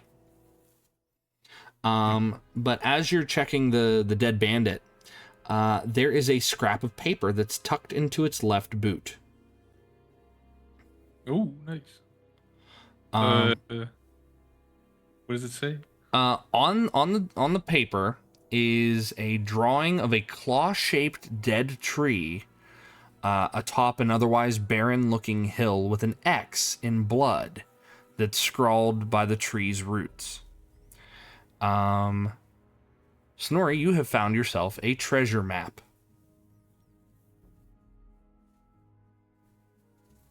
Just have to figure out. Is this I was gonna ask if this region was flat, because if so, well, No. There's like hills and there's mountains and stuff like Okay. that in certain portions. So yeah. we once we talk to the gremlins, I'll go back to the other guys and Okay. show them the treasure map.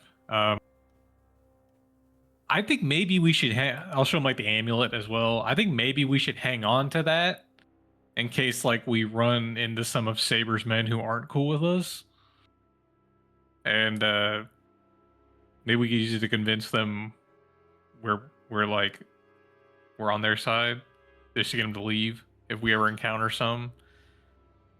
Used as a disguise, if you will, to show her Yeah. emblem. I'm assuming that's her emblem. Oh yes. Yeah, yes. it's Lady Sabers.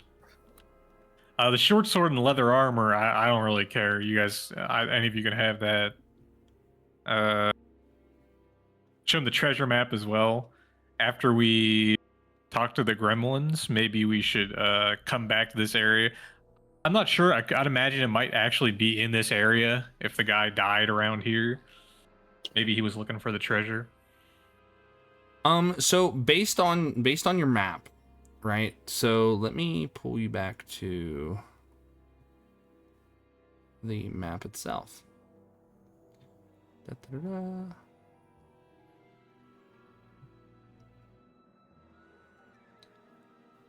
So based on your information and from where your map is currently, let's boop, boop, boop, zoom out.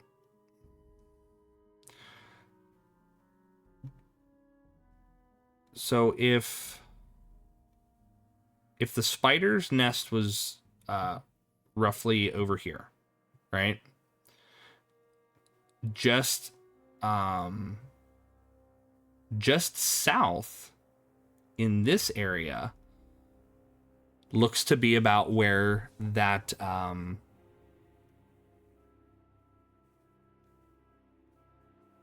that treasure map might be leading. Okay. So it's only like one hex away from where you guys are.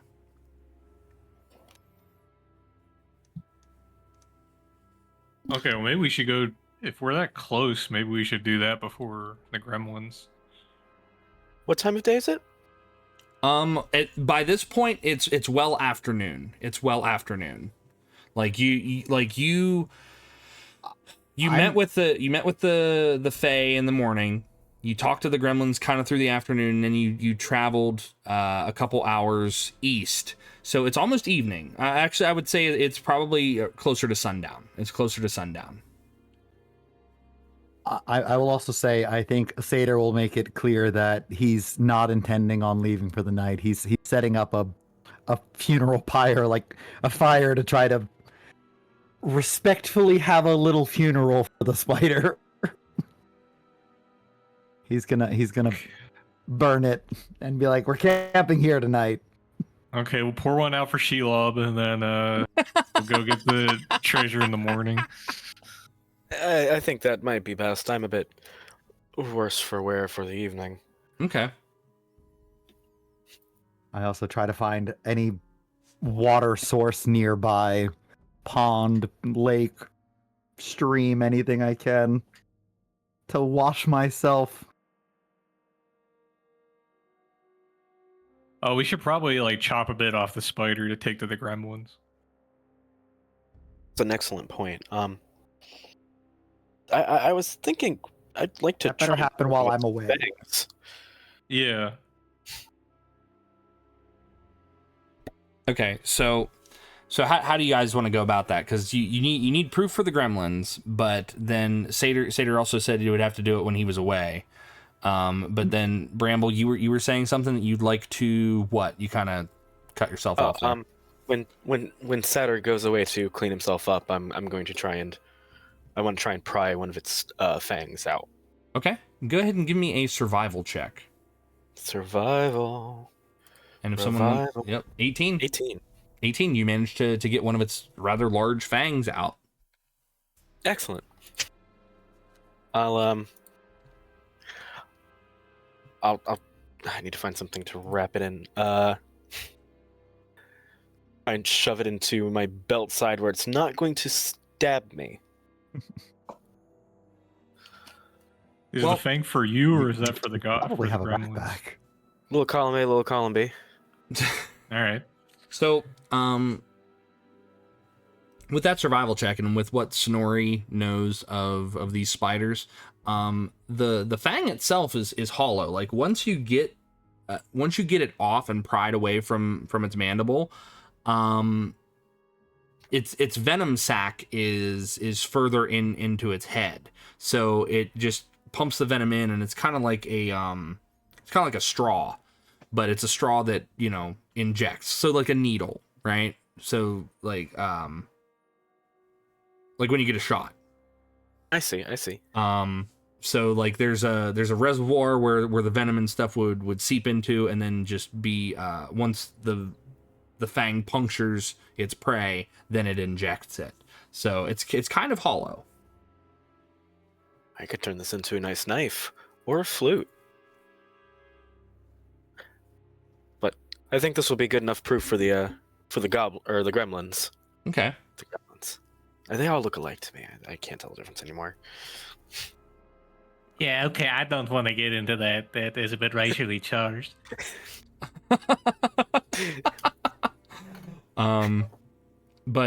Yeah. So you guys gonna bed down here for the night? Because once you do that this area is pretty much cleared. So you've got this area entirely cleared.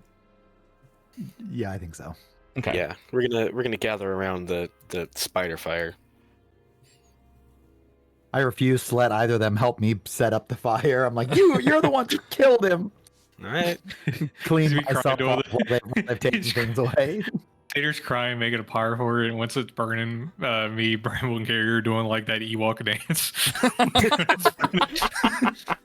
I'm like, stop it! You guys are so mean. This thing was just minding its own business, living its best life out here.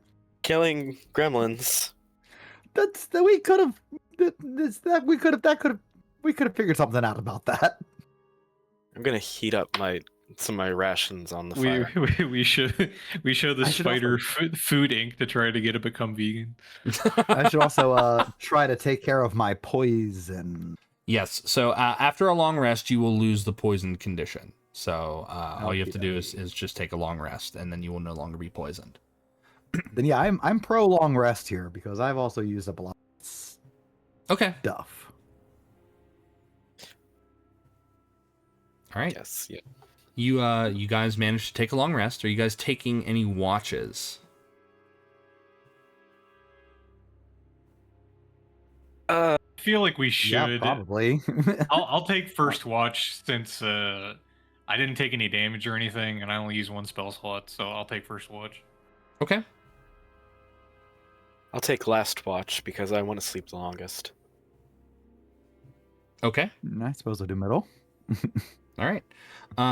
Taking watch is not going to interrupt your recovery from your poison. So give me a perception check, everybody. Perception check, everybody. 9. Oh, hold on. I need to Is that before or after poisoned? Healing. I'll say it's after poisoned. I'll say it's after poisoned. Okay. Everybody's got below a 10. Not great. That's kind of been par for the course. I got an 11. So as But not poisoned. as you guys nestle in for the night, Bramble, your watch goes by uneventfully. You're on the last watch. Snorri, you're on the first watch. Your watch goes by uneventfully. Satyr, you're on watch, and you sense that something is moving out in the distance, far from your camp, probably keeping just outside of the firelight, but everything else is you can't determine what it is exactly. Like, you try to squint and see if you can discern anything more, but you can't from your current position. Do you go to investigate, or do you let it be? I won't go all the way outside of camp. Like, I'll still stay within the realm of camp, but get as close as I can. Okay. Trying to see what it is. Determine at least if it's human or animal, or like humanoid. Okay. Give me a perception check, please. Perception. Can do. Why am I still poisoned? Let's see. Yes, remove the condition. No, remove it. But a 20. You glance out, and you see that there is not just one something, but multiple somethings. They seem to be small, roughly Gary-sized.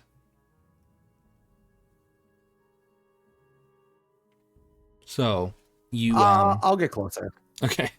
I'll sneak closer. You sneak closer? Yeah, go ahead and make a stealth check, please. 15. 15. You stealth closer, and you see several gremlins lurking out in the sparse areas of the trees, and they're just kind of watching you. But as you get closer, if any of them notice you, they just scatter.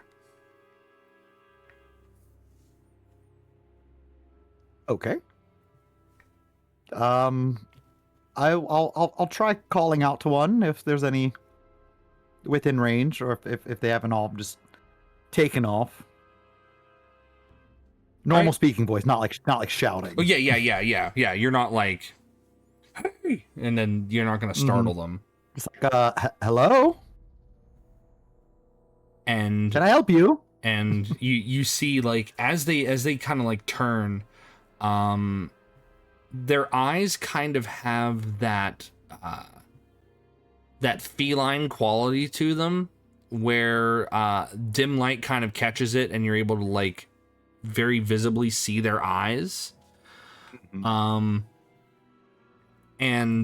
they just continue to watch you for a bit, and one of them throws a rock at you. Hey. Rude.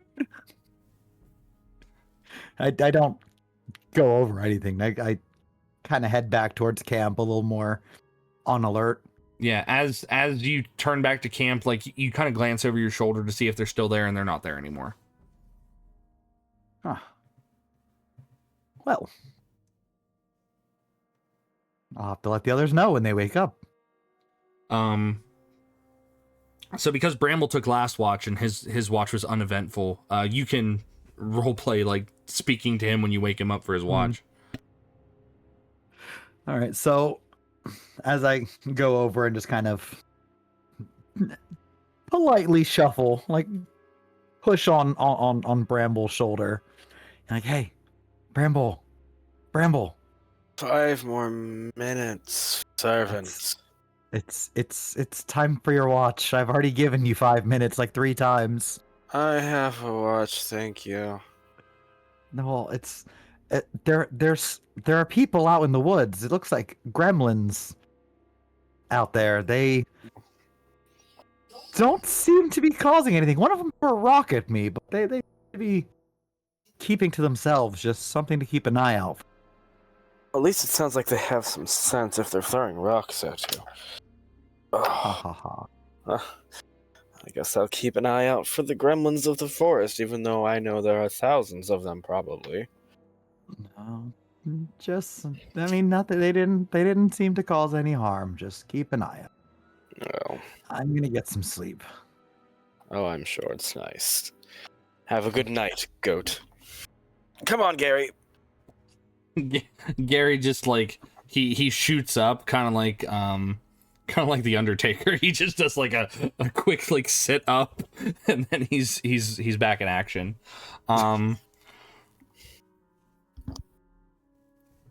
Again, your watch goes by uneventfully there, Bramble, and morning finally comes. You guys notice though, in the center of camp is it looks like a little woven bowl. It looks to be made of weeds and reeds and other such things. And inside of it are bits and pieces of fruit, and some flowers and some sticks. This was not here on my watch. They must have snuck in on Bramble's. They did. They snuck in on Brambles because Bramble had a low watch. I was busy watching Gary. He's been showing me his new dance moves. Yeah, he's learned how to moonwalk. Before it was the da da da da da, and now it's He can do the leaning all the way forward thing. Yeah, he can do the lean. Like he can fully do the lean. Like Heck yeah. Over waking up, I'll have informed Snorri about what I saw, and I these were the only ones that I saw around, and might be from them, but they threw a rock at me, so I don't know if they were friendly. That's pretty good. That's what I said. Why do you all think it's funny that people throw rocks at me? Well, it's not just about you. You're making it about yourself. It's objectively funny if someone throws rocks at someone. Mm-hmm. Here, see? Bramble will pick up a rock and throw it lightly at Snorri. You got me. That's pretty good. That was a good one. Satyr has, like, very visibly flinched.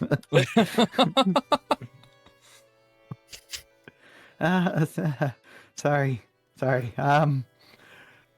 So what's with this stuff? I'll go over and start kind of investigating it, see if I can identify the fruits and flowers and if there's anything nefarious seeming about them. okay. In the little bowl, again, it's just a very small woven bowl, so there's not much in there. There are 2 small gourds that are in there. There appear to be some figs and there's a few pieces of other fruit like apples and things like that they put in there. Probably about 2 apples, half a dozen figs, and 2 of the gourds. Hey, I mean, it looks fine. I don't see anything too suspicious on these. Perhaps it's an offering? You said those They were have gremlins you saw last night, right? They were, and the gremlins seem like they would be the ones grateful for the death of a trap spider, but still, I'm not sure if I can trust random fruit in a bowl. Snorri, why As, don't you have a bite? Sater's saying this, Snorri's already eating one of the figs.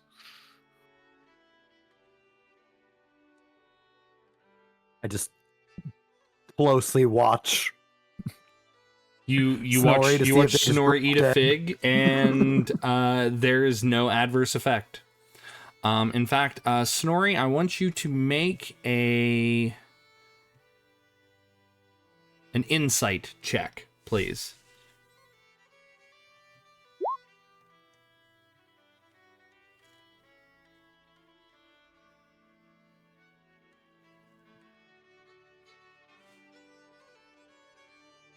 Oh, I clicked didn't work. Hold on.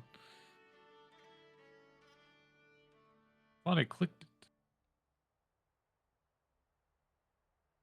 There you go. I don't know. It's probably from the Fae. It's probably from the Gremlins. Who knows? It could have been from the spider. It sure is a good fig. It's very tasty. Well, I Well, suppose we can hang on to it then. I'll grab the rest of the bowl and just kind of put it into my pack in like a food ration satchel. Okay. Hold on there, Greedy. I'll If take he those, drops, please. if he's alive when we get back to the Gremlins, then I suppose we can have the rest. A likely story. He's going to eat them all. He'll say to Snorri. A guilty look flashes across Sater's face. No. Don't worry, I'll keep an eye on him. I have the ears of a hawk and the nose of a fox. Good. You keep an eye on him. I'll keep an eye on you and make sure you don't or do drop dead. Okay. And Gary, you keep an eye on Bramble. And Gary nods. So Right. So I guess we make our Back to the pumpkin patch, I'd say. We gotta get the treasure. I mean, there's the treasure, but there's also we're probably not too far from camp, from the bandits' camp. We could just go right to Iggy ourselves. We could stumble upon it, I suppose, if we just go a little more southeasterly, you said? yes, so it would be southeast from where you are currently. So if you were to from where Sater had kind of picked that information from the surface of their brains, their camp is likely down around the river somewhere. So if you guys are here, their little den is likely somewhere in one of these hexes down yonder way. And technically on the way there is the treasure. So, or the supposed treasure. Might also be good to get the treasure in case there's any trouble with the gremlins. We could bribe them. True. I suppose. I mean, the other options as well. It does seem like we're no more than a few hours where I have marked for old Katana Phil to be living. And I know Angus had said that he had been having fighters as well. He might be someone Ooh, might do be want to find interested in Katana hearing Phil. about the loss of the spider.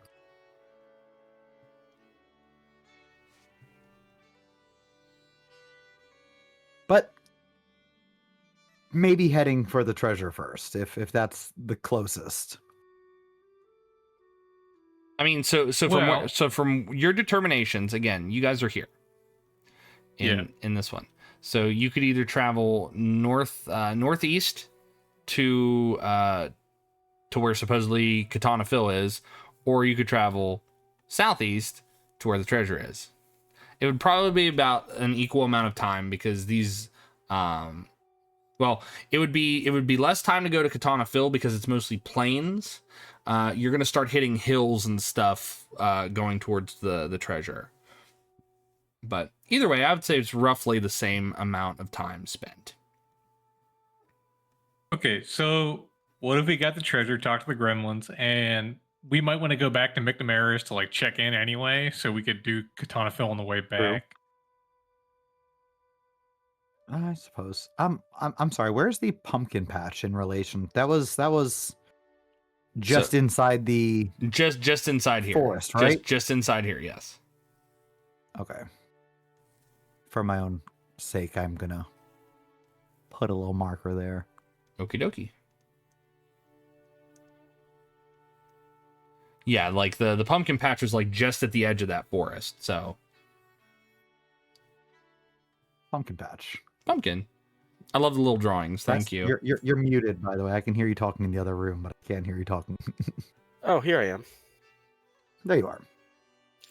I was saying perhaps we should stop and speak to the gremlins. They did promise to give us a good word to Iggy. Better to show up with blessings than show up with a surprise. Okay.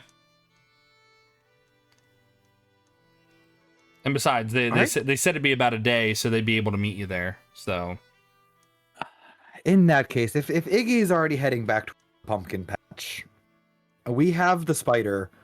Let's head towards the Pumpkin Patch. They may have us go down to camp, and we could maybe get the treasure along the way down to camp, because that seems to be between the Pumpkin Patch, vaguely, and the location of where I believe they're camped to be. Okay. Well, if the camp's down around that little bend in the river, I mean, I suppose we could hit the treasure in Katana Phil going back up.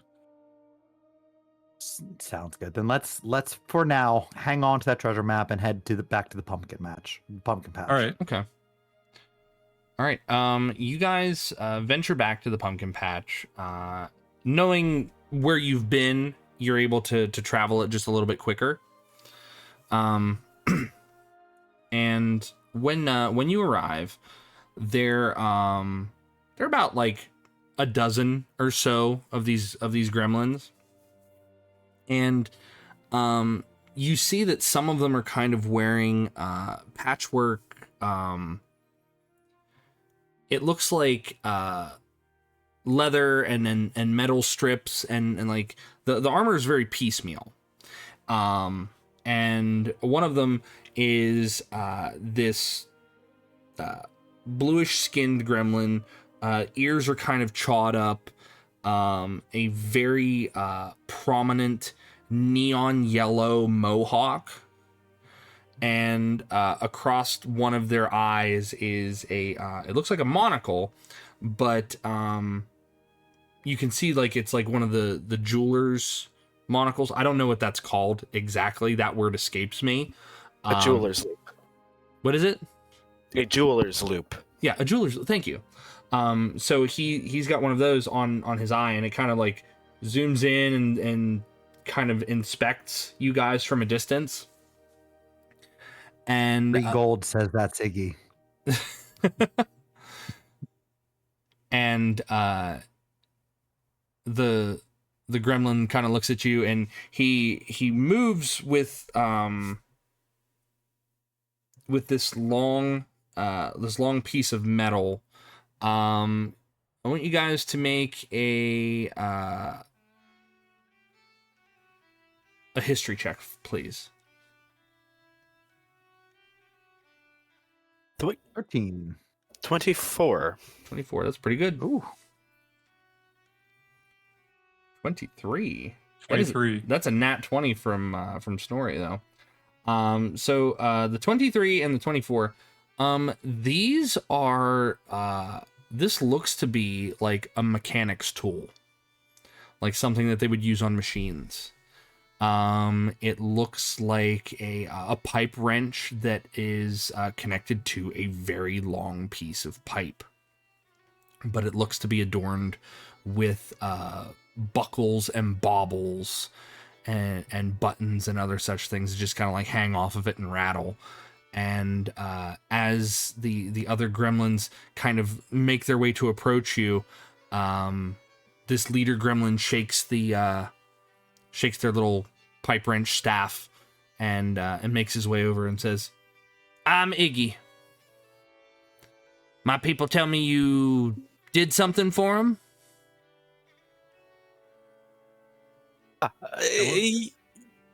Look to Bramble. Take it away, Chief. Good morning, Iggy. I am Bramble Stringweaver of the Stringweavers. These are my companions, Snorri and Woodson? Woodson. Woodson? That was Woodrow. Oh. Woodson. We have done you a favor, yes, indeed. You may recognize this. He'll pull out the fang. And the other gremlins look on in awe. They're like, "Oh!" And they all collectively gasp. And Iggy makes his way forward, and he goes to take it from you. I'll let him have it.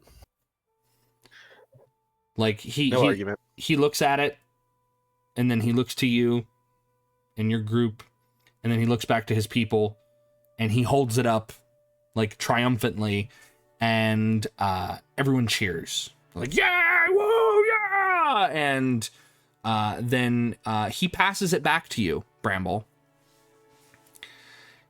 And he says, "You've done a great thing for my people and me. What can Iggy do for you?" Well, Iggy, we are representatives of a new charter moving into the territory, and my friend here, Woodbro, he is very keen to make sure that everything in these parts are well taken care of. We do understand your group seems to be prominent in this area.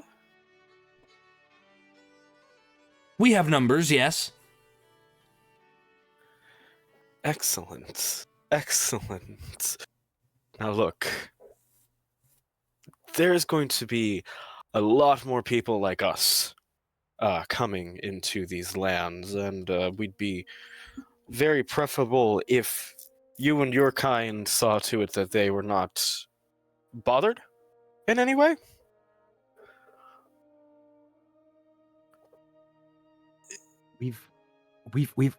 I kind of sneak up behind Bramble as best I can to be like, tell them to stop harassing Fort Namera.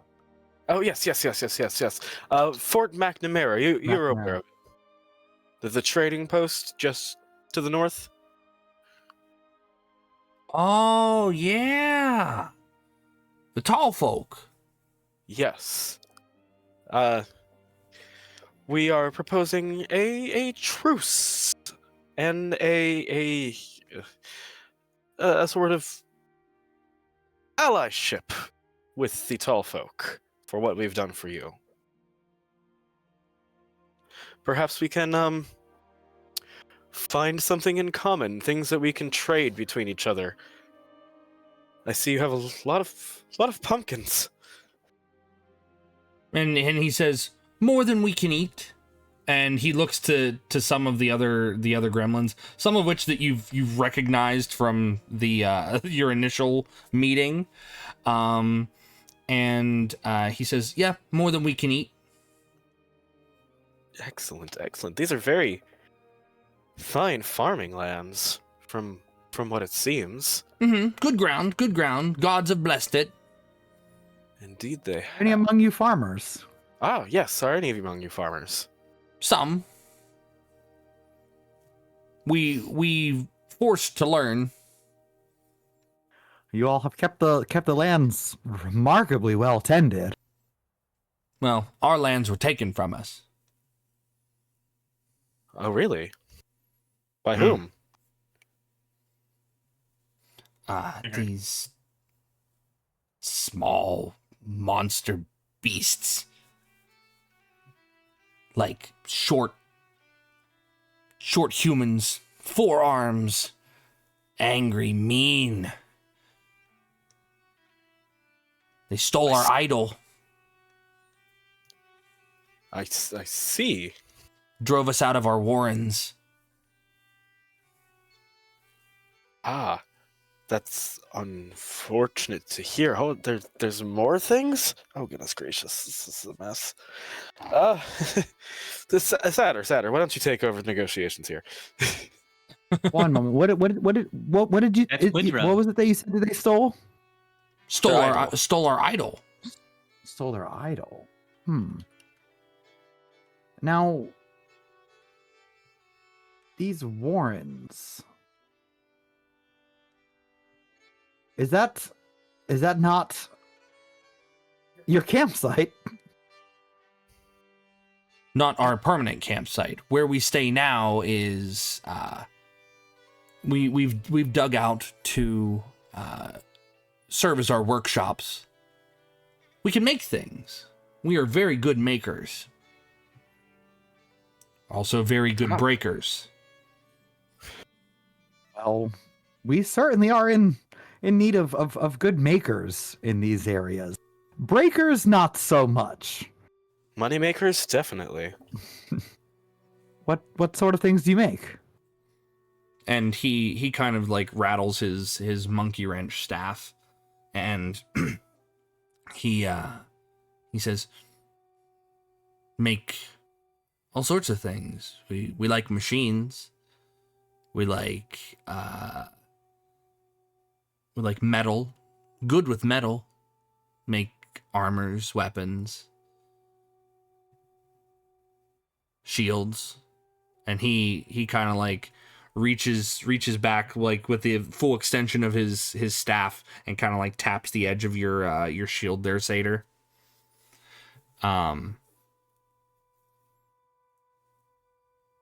Can learn to make other things with metal. Excellent. Is that something you could set up? Is that a service you could provide in an area like this? Gesturing to the farm around it with the right supplies, would you be able to If we could continue your work? If we could get our idol and our home back, yes. Because our home is our workshop, and we have many of our materials and our goods there. I see. If you get us our idol and secure our home again, then we will make you whatever you want. Well, I see. I do believe though this the slaying of the spider has at least put us on to somewhat amicable terms. Maybe we can let our good friends over at the trading post know that your people won't cause any troubles for them further, and we can see what we could do to help you out with your issues. And Iggy kind of he assesses you for a little bit longer there, Satyr. You see his little jeweler's loop like adjust and focus, and he says, we won't bother the tall folk in the fort, and we'll stay off the trade roads, but we can't go home. I would also, if I can, like to be listening to his mind, just to kind of make sure that it's all on the up and up. He doesn't have a nefarious back plot in saying that he won't mess with the McNamara anymore. Okay. You venture into his mind, and again, surface thoughts. You can tell that Iggy is thinking about he's thinking about his people. And there seems to be there's a mention of a new new gremlin that has been part of their group for a while. Their name is Yeet.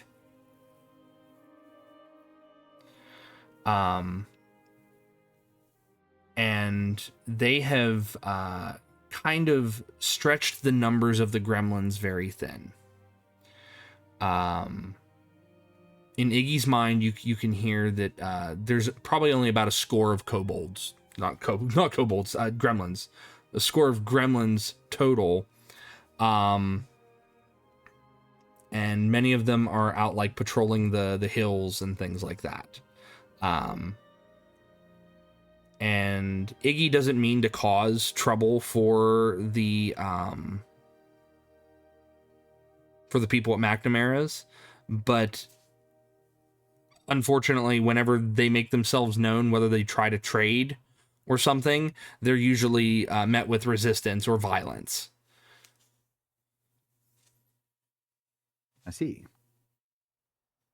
Well, I can, in trying to use his thoughts to his advantage in the conversation, as if this just happens to be mentioning it. Like, well, I can guarantee the ones of our trading post can give you some peace and can allow to would definitely be open to be doing some trading with some of the locals from around here. So I definitely think that there could be something we could work out in regards to trading. I'm sure there are some things here that you all could still use, some resources that could be beneficial to you guys. In addition, I'm sure that could be something that we could work on. Where is this where could we find your old homeland? Our old home, and he says, "Do you have a map?" I do indeed. I pull out the map that I have. Okay. He marks on your map a small area. And I will put that on your actual map. Gotta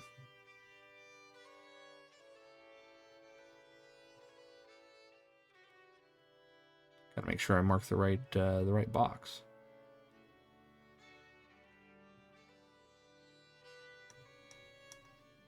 Yeah, because if I mark the wrong box, then you guys will go somewhere else. and that's not what we want. So he marks that their old home is we'll do this color. Their old home is in here. Actually, let me make extra large. There we go. Ooh. So closer than their current camp? Yeah, they were driven south. And okay. they tell you that where they are staying currently is down here.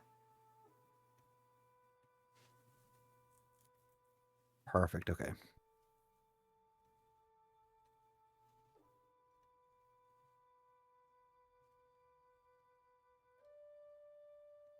Yeah, they tell you that their old home was here. Their current home is here, and they feel like they've been driven further and further south because of these creatures. They've kind of they said that they came up through the ground and started to just capture and consume some of their kind. Capture and consume. Yeah. So they're eating them. Can I do a nature or something to see if I can try to figure out what it is that he's talking about? Well, I will allow you to do so with advantage because you've been reading their mind. With advantage, thank goodness. All right, we got a 20. Not a nat 20, but a 20. Okay. So the creature that he's describing is it is a chitine, which is a multi-armed arachnid-like humanoid that kind of dwells in the Underdark. They are small. They're about the size of probably one of these gremlins. They're about Gary sized. I like using Gary as like the unit of measurement. Like, how many Garys is this? He's the ancient Mesopotamian cubit that was used for thousands of years. He's like a modern day banana for scale. Exactly. So, but these creatures, they dwell in the Underdark, and actually with a nat 20, well, not a nat 20, it was a total of a 20, correct? Yeah. Okay. With a total of 20, you've seen experiments done on one of these before. Okay. Yeah, I do know Underdark languages, so it would Yeah. make sense that I have encountered one before. I'm sorry. What did you say the race was called again? A chitine. So I will. Okay. Like chitin, I imagine. Yep. Perfect. Got it. But they are spider-like humanoids, but small. And from the way Iggy is describing them, they dug up through the ground, maybe where their workshop was, and then just kind of like swarmed and took over.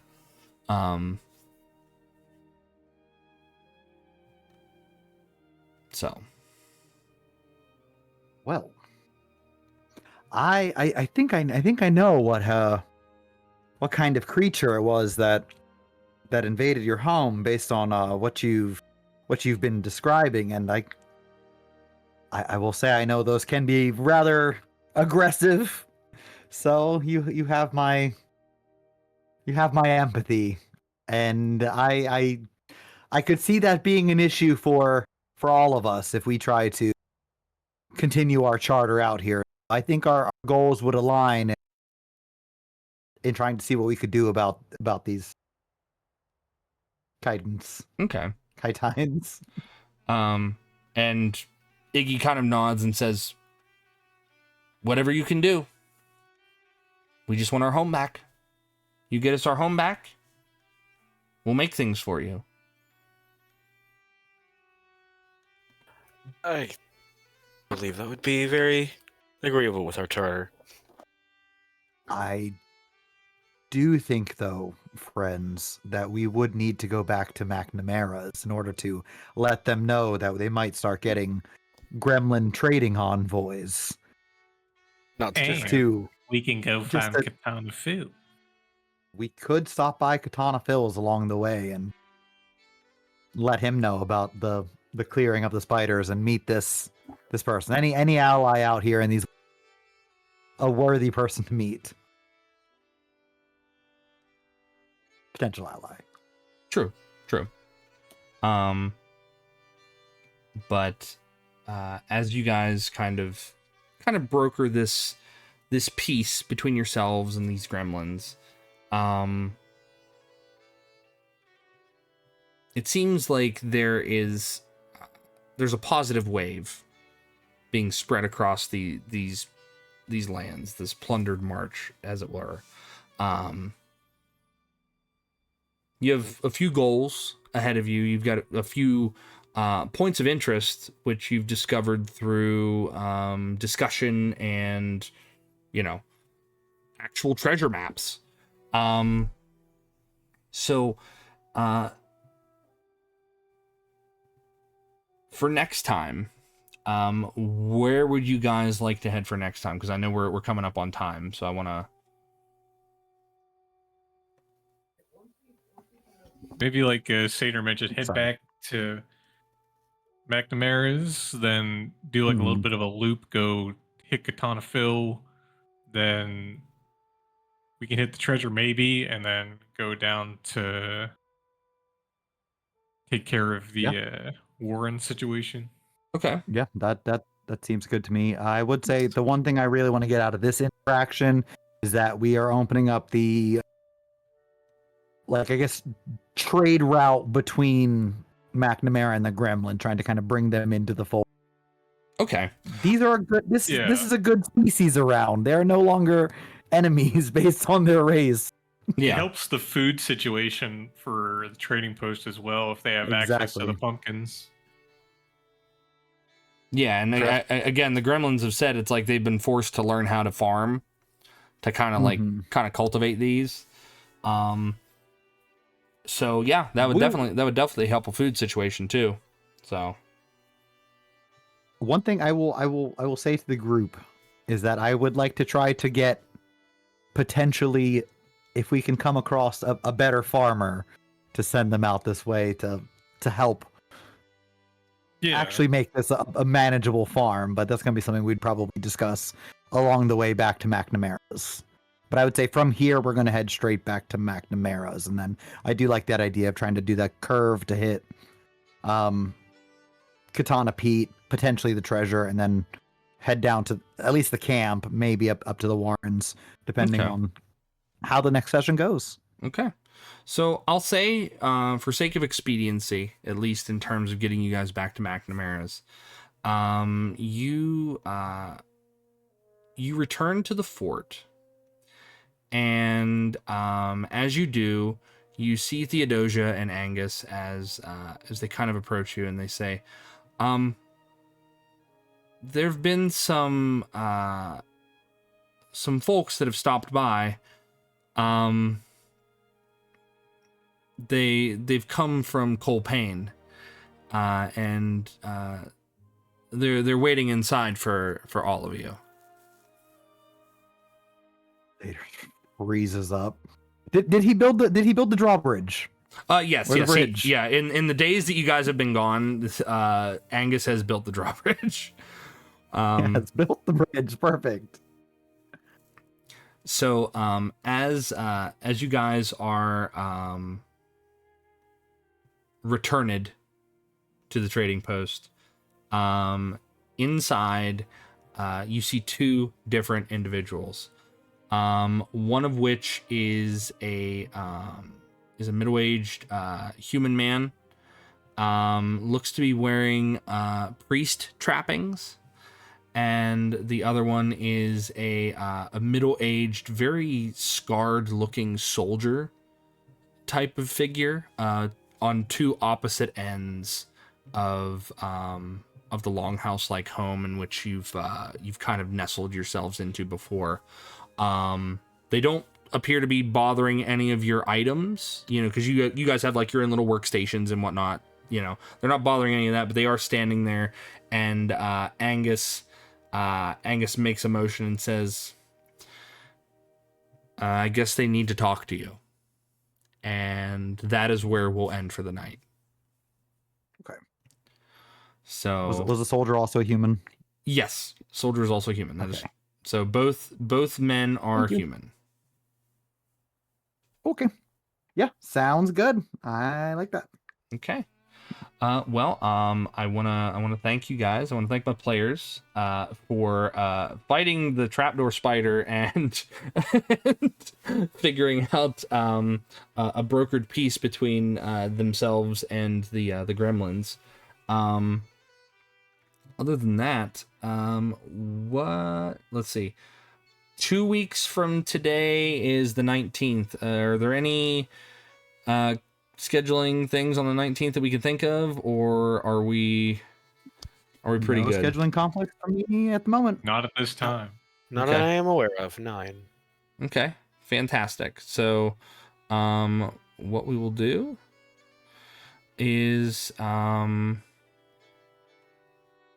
we'll go ahead and we'll get ready to raid out. I want to thank chat. I want to thank Ghost of a Crying Wolf for the follow. Thank you for the follow. I said that in chat, but I couldn't say it since we were playing.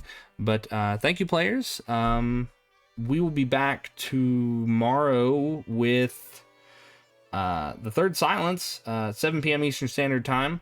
The VODs of these games, again, will be uploaded onto the YouTube channel. So if you would like, you can check them out there. Please like, subscribe, hit that bell, and get the notifications of when we upload more content. But this has been Campaign 0, Lorebreaker, and that's about it. So we're gonna go ahead and raid into a friend of mine. She's streaming some not tabletop content, but she's streaming some scary content, which I don't do scary stuff, but they do, and I can like live vicariously through them for that. So thank you, chat. Thank you, players. Please. Thank you, Gun. Yay! Yay! Thank you, me. So, guys, please stay safe, eat well, stay hydrated, and we'll catch you guys in the next one. Say goodbye, everybody. Goodbye, everybody. Bye-bye. See you. We love you, internet. Bye. Like, comment, subscribe.